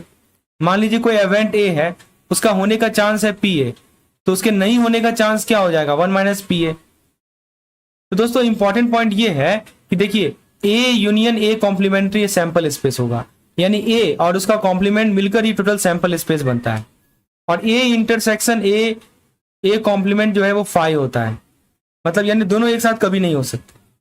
फिर आता है दोस्तों कॉम्बिनेट्रिक्स। तो ये चैप्टर आपको बताता है कि किस तरह अरेंजमेंट और सिलेक्शन कैलकुलेट किए जाते हैं। जैसे फैक्टोरियल है, यानी फैक्टोरियल सिंपली होता है पहला एन नेचुरल नंबर का प्रोडक्ट, लिखा है ना, product of first n natural number. और याद रखिएगा 0 फैक्टोरियल हमेशा 1 होता है, 1 फैक्टोरियल हमेशा 1 होता है। जैसे मान लीजिए फैक्टोरियल 5 है, तो 1 इंटू 2 इंटू 3 इंटू 4 इंटू 5 यानी 120। इसका यूज परम्यूटेशन और कॉम्बिनेशन दोनों में होता है।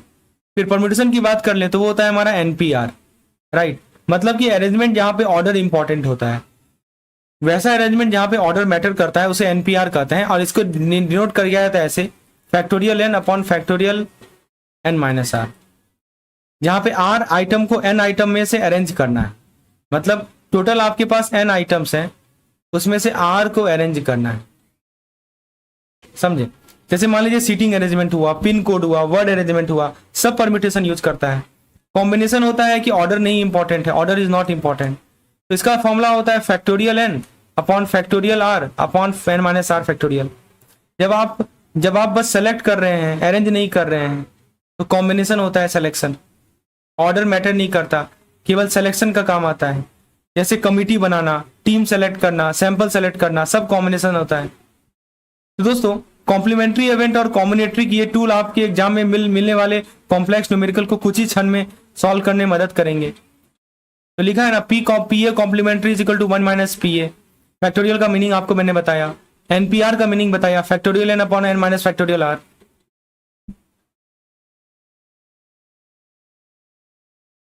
अब दोस्तों बात आती है प्रोबेबिलिटी के थ्योरम की। तो फ्रेंड्स देखिए कुछ इंपॉर्टेंट थ्योरम की बढ़े। पहला थ्योरम आता है कंडीशनल प्रोबेबिलिटी। ये क्या होता है दोस्तों, व्हाट इज कंडीशनल प्रोबेबिलिटी? तो ये बोलता है कि इवेंट ए होने का चांस जब हमें पता हो कि इवेंट बी ऑलरेडी हो चुका है, मतलब बी पहले से हो चुका है, फिर ए के होने का क्या चांस है, इसको डिनोट किया जाता है P B given that P A given that B has already occurred. और इसका फॉर्मूला होता है P A intersection B upon P B. इसे यूज हम तब करते हैं जब इवेंट डिपेंडेंट हो या कोई कंडीशन दिया हुआ हो। मतलब ऐसा लिख दिया है कि देखो बी पहले हो चुका है, फिर बताओ कि ए के होने का क्या चांस है, तब हम इसको यूज कर सकते हैं, right, P A intersection B upon P B से।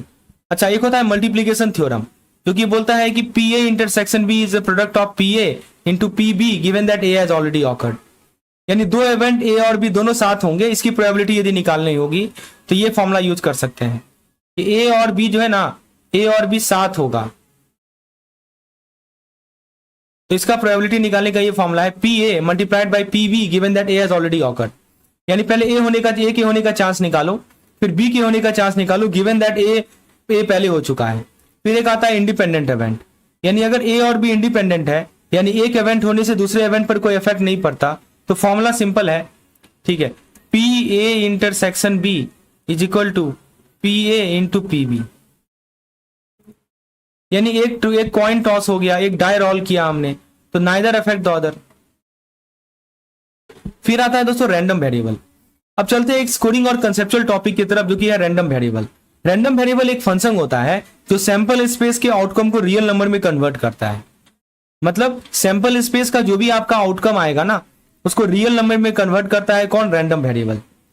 तो सिंबॉलिकली इसको ऐसे दिखाया जाता है P x is equal to 1। फिर एक होता है कंटिन्यूअस वेरिएबल। अब देखिए रैंडम वेरिएबल भी दो तरह का होता है, मतलब एक तरह से समझिए कि सैंपल स्पेस को आउटकम को रियल नंबर में कन्वर्ट करना।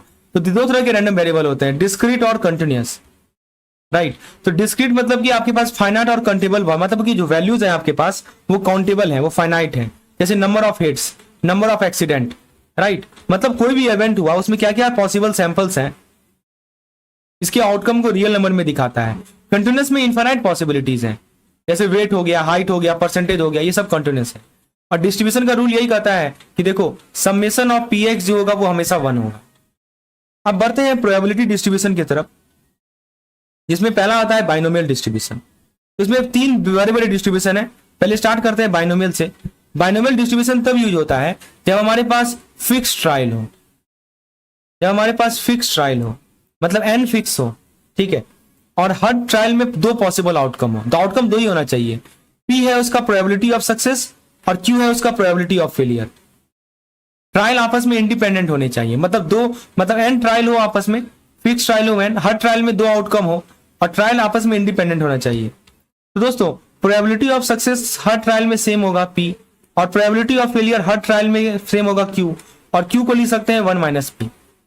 तो दोस्तों रियल लाइफ एग्जांपल में तो जैसे कॉइन को टॉस करते हैं, कॉइन को आप टॉस करेंगे दोस्तों, तो देखिए ट्रायल तो फिक्स ही होगा ना, ठीक है, और हर ट्रायल में 2 ही आउटकम है, हेड आना या टेल आना, ठीक है। तो यहां पे यूज कर सकते हैं आप इसको। जैसे मान लीजिए कि डिफेक्टिव या नॉन डिफेक्टिव यूनिट है, पास और फेल का केस है, लेकिन यदि आप मान लीजिए कि डाइस को ट्वाइस करेंगे, तो वहां पे आप बाइनोमियल यूज नहीं कर सकते, क्योंकि आपके पास 2 आउटकम नहीं होगा, 6 आउटकम हो जाता है। तो आउटकम केवल 2 ही होना चाहिए। चलिए, तो दोस्तों इसका फॉर्मूला क्या होता है, f x is equal to n c x into p to the power x into q to power n minus x. यहाँ पे एक्स क्या है, एक्स है नंबर ऑफ सक्सेस, एक्स क्या है कितने सक्सेस आपको मिले, एनसीएक्स तो जानते हैं आप, एनसीएक्स होता है कॉम्बिनेशन, पी होता है प्रोबेबिलिटी ऑफ सक्सेस, और क्यू होता है प्रोबेबिलिटी ऑफ फेलियर। समझे? तो सिमेट्री रूल है दोस्तों कि देखिए डिस्ट्रीब्यूशन का शेप पी के ऊपर डिपेंड करता है। पी यदि 0.5 है सिमेट्रिक है, 0.5 से कम है पॉजिटिव एसक्यू है, 0.5 से ज्यादा है तो नेगेटिव एसक्यू है। दोस्तों आप देखते हैं बाइनोमियल डिस्ट्रीब्यूशन के 3 गोल्डन फॉर्मूला पे, मीन, वेरिएंस और स्टैंडर्ड डेविएशन। डायरेक्ट एग्जाम में आता है। मीन होता है एन इंटू पी, वेरियंस होता है n p q, standard deviation होता है under root n p q. Simple clean examiner favourite topic है। तो आई होप बाइनोमियल डिस्ट्रीब्यूशन का कंसेप्ट क्लियर हो गया होगा। 2 आउटकम होंगे, एन नंबर ऑफ ट्रायल्स होंगे, इंडिपेंडेंट ट्रायल्स होंगे।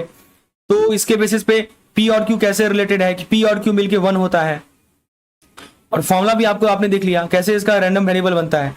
अब आता है दोस्तों पॉइजन्स डिस्ट्रीब्यूशन। तो फ्रेंड्स देखिए, जिसे रेयर डिस्ट्रीब्यूशन भी बोलते हैं, रेयर इवेंट के लिए होता है।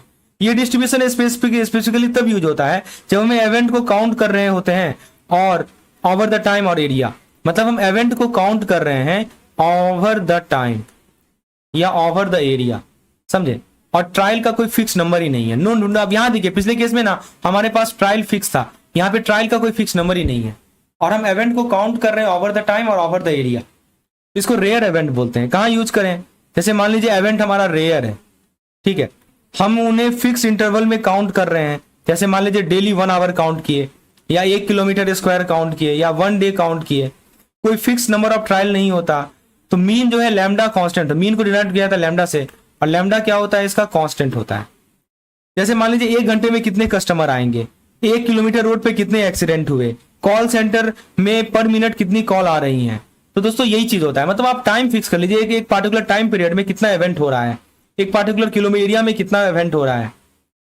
तो इसका फॉर्मूला है दोस्तों E to the power minus lambda, lambda to the power X upon X to X factorial. Lambda क्या होता है, लैम्डा होता है mean rate of occurrence, lambda होता है दोस्तों mean rate of occurrence, E होता है 2.718, एक्स होता है दोस्तों number of occurrence, number of occurrence, X factorial है दोस्तों हमारा फैक्टोरियल ऑफ एक्स, राइट। तो ये फॉर्मूला एग्जाम में डायरेक्ट प्रोबेबिलिटी कैलकुलेशन के लिए यूज होता है। दोस्तों इसका मीन निकालने का फॉर्मूला है लैम्डा। तो दोस्तों 95% कॉन्फिडेंस पे यदि आपको वीआर निकालना है, तो जो भी आपको रिटर्न मिला है, ठीक है, माइनस 1.65 टाइम सिग्मा, क्योंकि अभी आपको बताया था मैंने कि जेड वैल्यू कॉरेस्पॉन्ड 95 होता है, जेड वैल्यू 1.65, वही जेड वैल्यू लिखा है time sigma into portfolio value. तो रिटर्न क्या है हमारा, एक्सपेक्टेड रिटर्न है, राइट, और सिग्मा है हमारा स्टैंडर्ड डेविएशन, पोर्टफोलियो वैल्यू यानी टोटल इन्वेस्टमेंट वैल्यू, हमने कितना इन्वेस्ट किया है। तो कॉन्फिडेंस जेड वैल्यू याद रखिएगा कि देखिए यदि हमारा जेड है 1.65 तो कॉरेस्पॉन्डिंग प्रोबेबिलिटी होती है 95%, जेड है 2.33 तो 99%। ये नंबर एग्जाम में रिपीट होता है। फिर होता है option and forward contract. Derivative की तरफ चलें तो फॉरवर्ड एक सिंपल डेरिवेटिव होता है जिसमें बोथ पार्टीज आर ऑब्लाइग्ड, ऑब्लिगेशन दोनों पार्टीज की होती है, प्राइस आज फिक्स होती है फ्यूचर ट्रांजेक्शन के लिए, no upfront payment. Option contract क्या होता है? फॉरवर्ड से अलग इसलिए है क्योंकि ऑप्शन जो है राइट देता है लेकिन ऑब्लिगेशन नहीं देता। बायर को राइट मिलता है पर ऑब्लिगेशन नहीं है। बायर प्रीमियम पे करेगा, सेलर पर ऑब्लिगेशन होती है। तो फ्रेंड्स अब एंड में आपको लेकर आए हैं फाइनल एग्जाम स्टैटिक मैट्रिक्स। तो आपको क्या बताया, बाइनोमियल डिस्ट्रीब्यूशन कब यूज होगा? जब हमारा ट्रायल फिक्स हो, जब सक्सेस फेलियर हो, यस नो टाइप क्वेश्चन हो। जैसे मान लीजिए एग्जांपल के तौर पर coin toss, defective item, approval rejection, ठीक है, तो इसका मीन होता है एनपी। पॉइजन का क्या बारे में क्या बताया?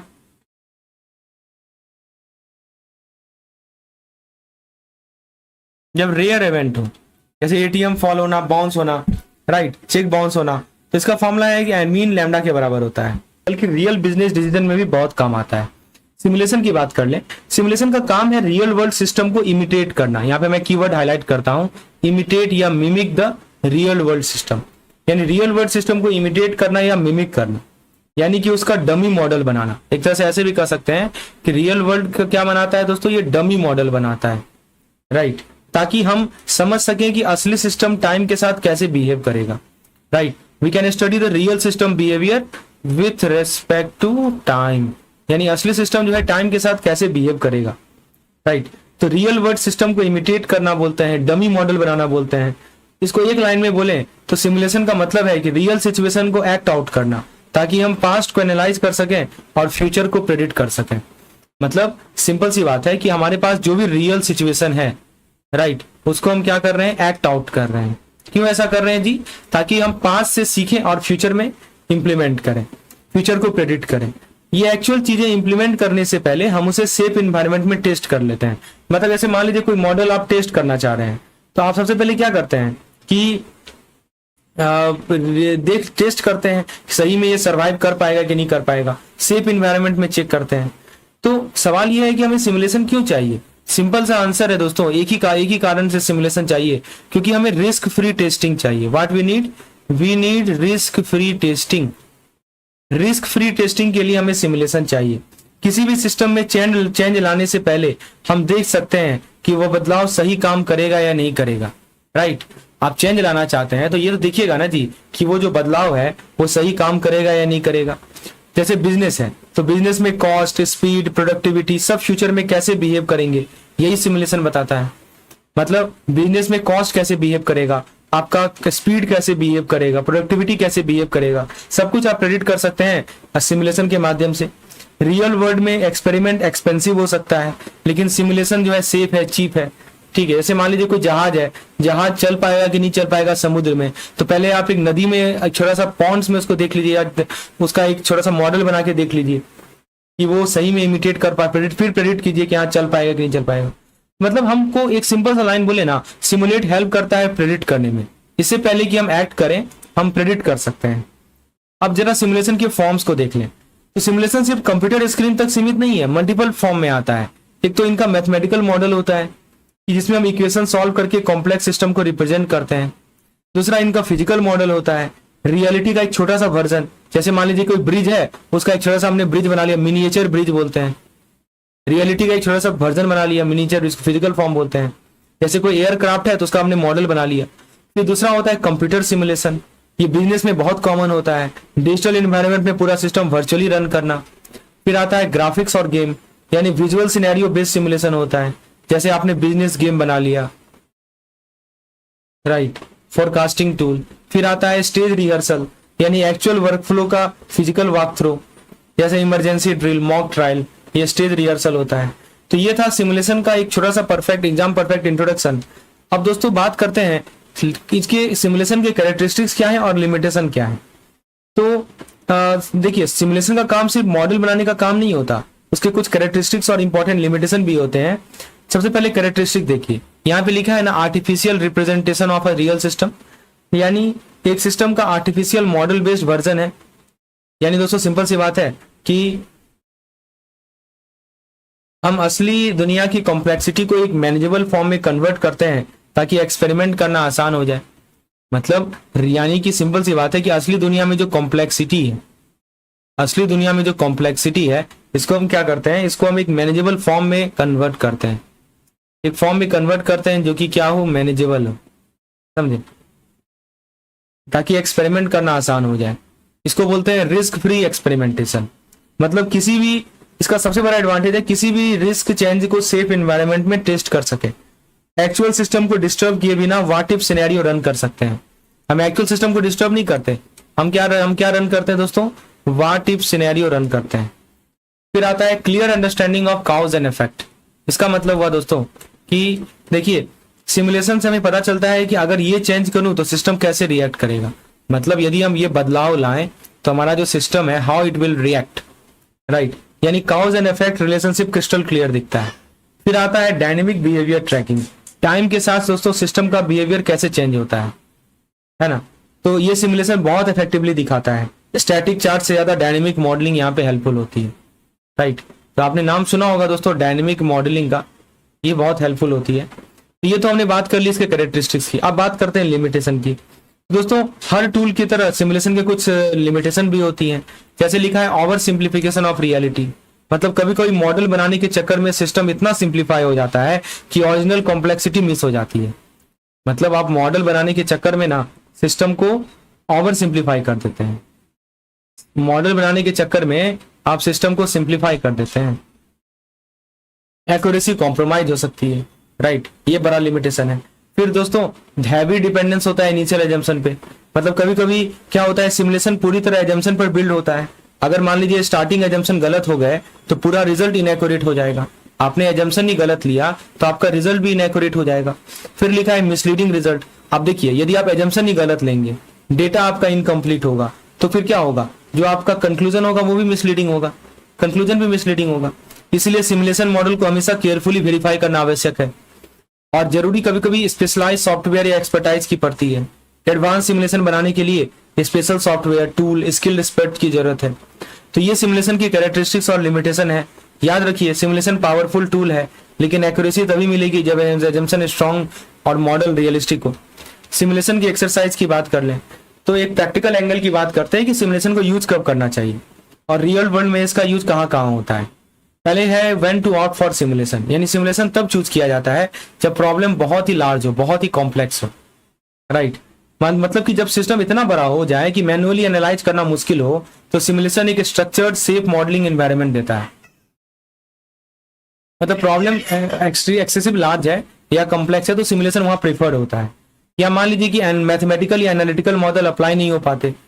कई सिस्टम में क्या होता है इक्वेशन इतनी कॉम्प्लिकेटेड होती है कि उनको मैन्युअली सॉल्व करना इम्पॉसिबल होता है। वहां पे सिमुलेशन बहुत अच्छा अल्टरनेटिव है। फिर कभी कभी ऐसा होता है कि सिस्टम में अनसर्टेनिटी या रैंडमनेस हो। अगर मान लीजिए सिस्टम में स्टोकैस्टिक वेरिएबल इन्वॉल्व है, जैसे कि आपका एग्जांपल के तौर पर आप ले लीजिए रैंडम अराइवल, या मान लीजिए कि अनप्रेडिक्टेबल डिले, फ्लक्चुएटिंग डिमांड, तो सिमुलेशन उन अनसर्टेनिटी को प्रैक्टिकली मॉडल कर सकता है। जब रियल सिस्टम अनप्रेडिक्टेबल, ह्यूज या मैथमेटिकली अनसॉल्वेबल हो, सिमुलेशन स्मार्ट चॉइस है। इसका कॉमन एप्लीकेशन कहाँ है दोस्तों? इसका यूज हर इंडस्ट्री में अलग पर्पस के लिए होता है।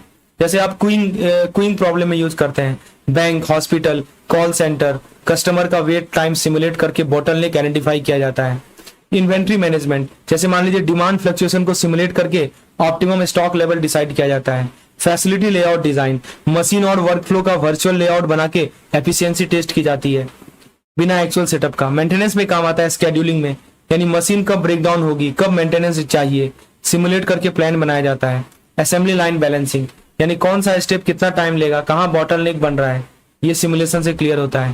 फाइनेंसिंग, जिसको बोलते हैं रिस्क मॉडलिंग, मतलब दोस्तों मार्केट अनसर्टेनिटी को सिमुलेट करके रिस्क असेसमेंट किया जाता है। फॉरेक्स एनालिसिस में काम आता है। करेंसी फ्लक्चुएशन का what if analysis, currency fluctuate हो रहा है उसका जो व्हाट इफ एनालिसिस होता है, कितना करके रिस्क असेसमेंट किया जाता है, कितना रिस्क होगा।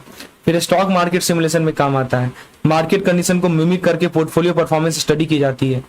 लॉजिस्टिक में काम आता है, जैसे एयर ट्रैफिक कंट्रोल है, फ्लाइट मूवमेंट है, डिलेज है, ऑक्यूपेंसीज है, सब सिमुलेशन के थ्रू प्रेडिक्ट कर सकते हैं। Rail road operation, train scheduling, track utilization, collision risk, सब वर्चुअल मॉडल में एनालाइज होता है। अब आता है दोस्तों training and real time decision making. तो दोस्तों अभी तक हमने सिमुलेशन का यूज समझा, लेकिन एक एरिया जहां सिमुलेशन ट्रूली साइन करता है वो है ट्रेनिंग और रियल टाइम डिसीजन मेकिंग। यहाँ पे सिमुलेशन साइन करता है। कैसे? सिमुलेशन एक पावरफुल टीचिंग और स्किल बिल्डिंग टूल है। पावरफुल टीचिंग और स्किल बिल्डिंग टूल है क्योंकि ये अलाउ करता है मैनेजमेंट ट्रेनिंग, मतलब मैनेजर स्ट्रेटेजिक डिसीजन लेते वक्त रिस्क नहीं ले सकते, तो सिमुलेशन उन्हें एक सेफ वर्चुअल इन्वायरमेंट देता है जहां पे वो व्हाट इफ सिनेरियो रन करते हैं। क्या रन करते हैं? व्हाट इफ सिनेरियो रन करते हैं, स्ट्रेटेजिक प्लानिंग प्रैक्टिकल कर सकते हैं, राइट। तो आउटकम को बिना रियल लॉस के समझ सकते हैं कि क्या आउटकम होगा। इससे दोस्तों क्या होती है? Safe plus experiential plus impactful होता है। फिर टेक्निकल ट्रेनिंग, ये एरिया में सिमुलेशन का यूज बहुत पॉपुलर है, जैसे ड्राइविंग सिमुलेटर। लर्नर को रियल रोड पर ले जाने से पहले ट्रैफिक जैम हैंडल कराना, ब्रेक फेलियर बताना, इमरजेंसी सिचुएशन सब वर्चुअली सिमुलेट किए जाते हैं। इससे लर्नर टफ सिनेरियो हैंडल करना सीखता है बिना किसी रियल टाइम एक्सीडेंट का। तो मेथडोलॉजी की बात कर लें तो अब अगर आप सिमुलेशन बनाना चाहते हैं तो सबसे पहले 3 फंडामेंटल कंपोनेंट को आइडेंटिफाई करना आवश्यक है। If you want to make simulation there are 3 fundamental component to identify. चलिए सिंपल वर्ड में एक एक करके ब्रेक करते हैं। पहला आता है ऑब्जेक्टिव, यानी कि आपका गोल क्या है।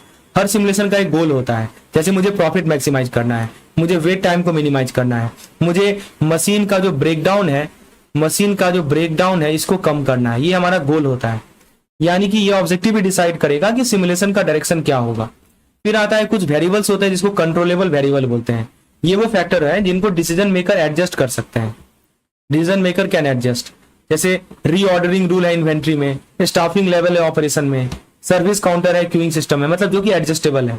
इनको ट्वीक करके आप डिफरेंट आउटकम कंपेयर कर सकते हैं।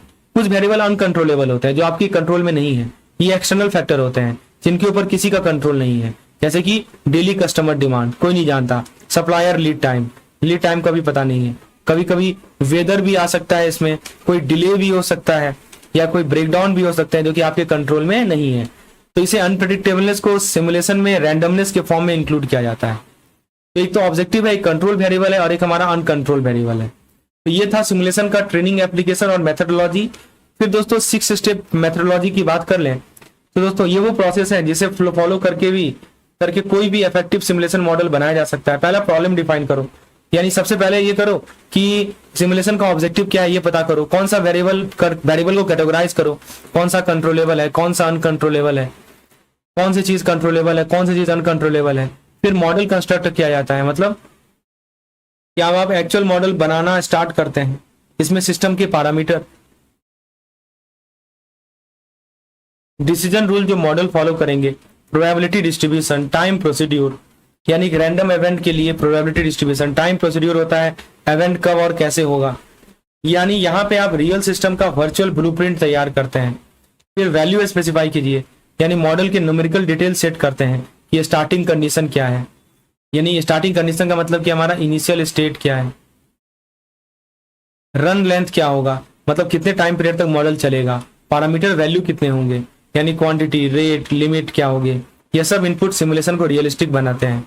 फिर सिमुलेशन रन करो, यानी मॉडल को एग्जीक्यूट करो। मोस्टली कंप्यूटर सॉफ्टवेयर यूज होता है यहाँ पे मॉडल रियल वर्ल्ड सिनेरियो की तरह बिहेव करता है।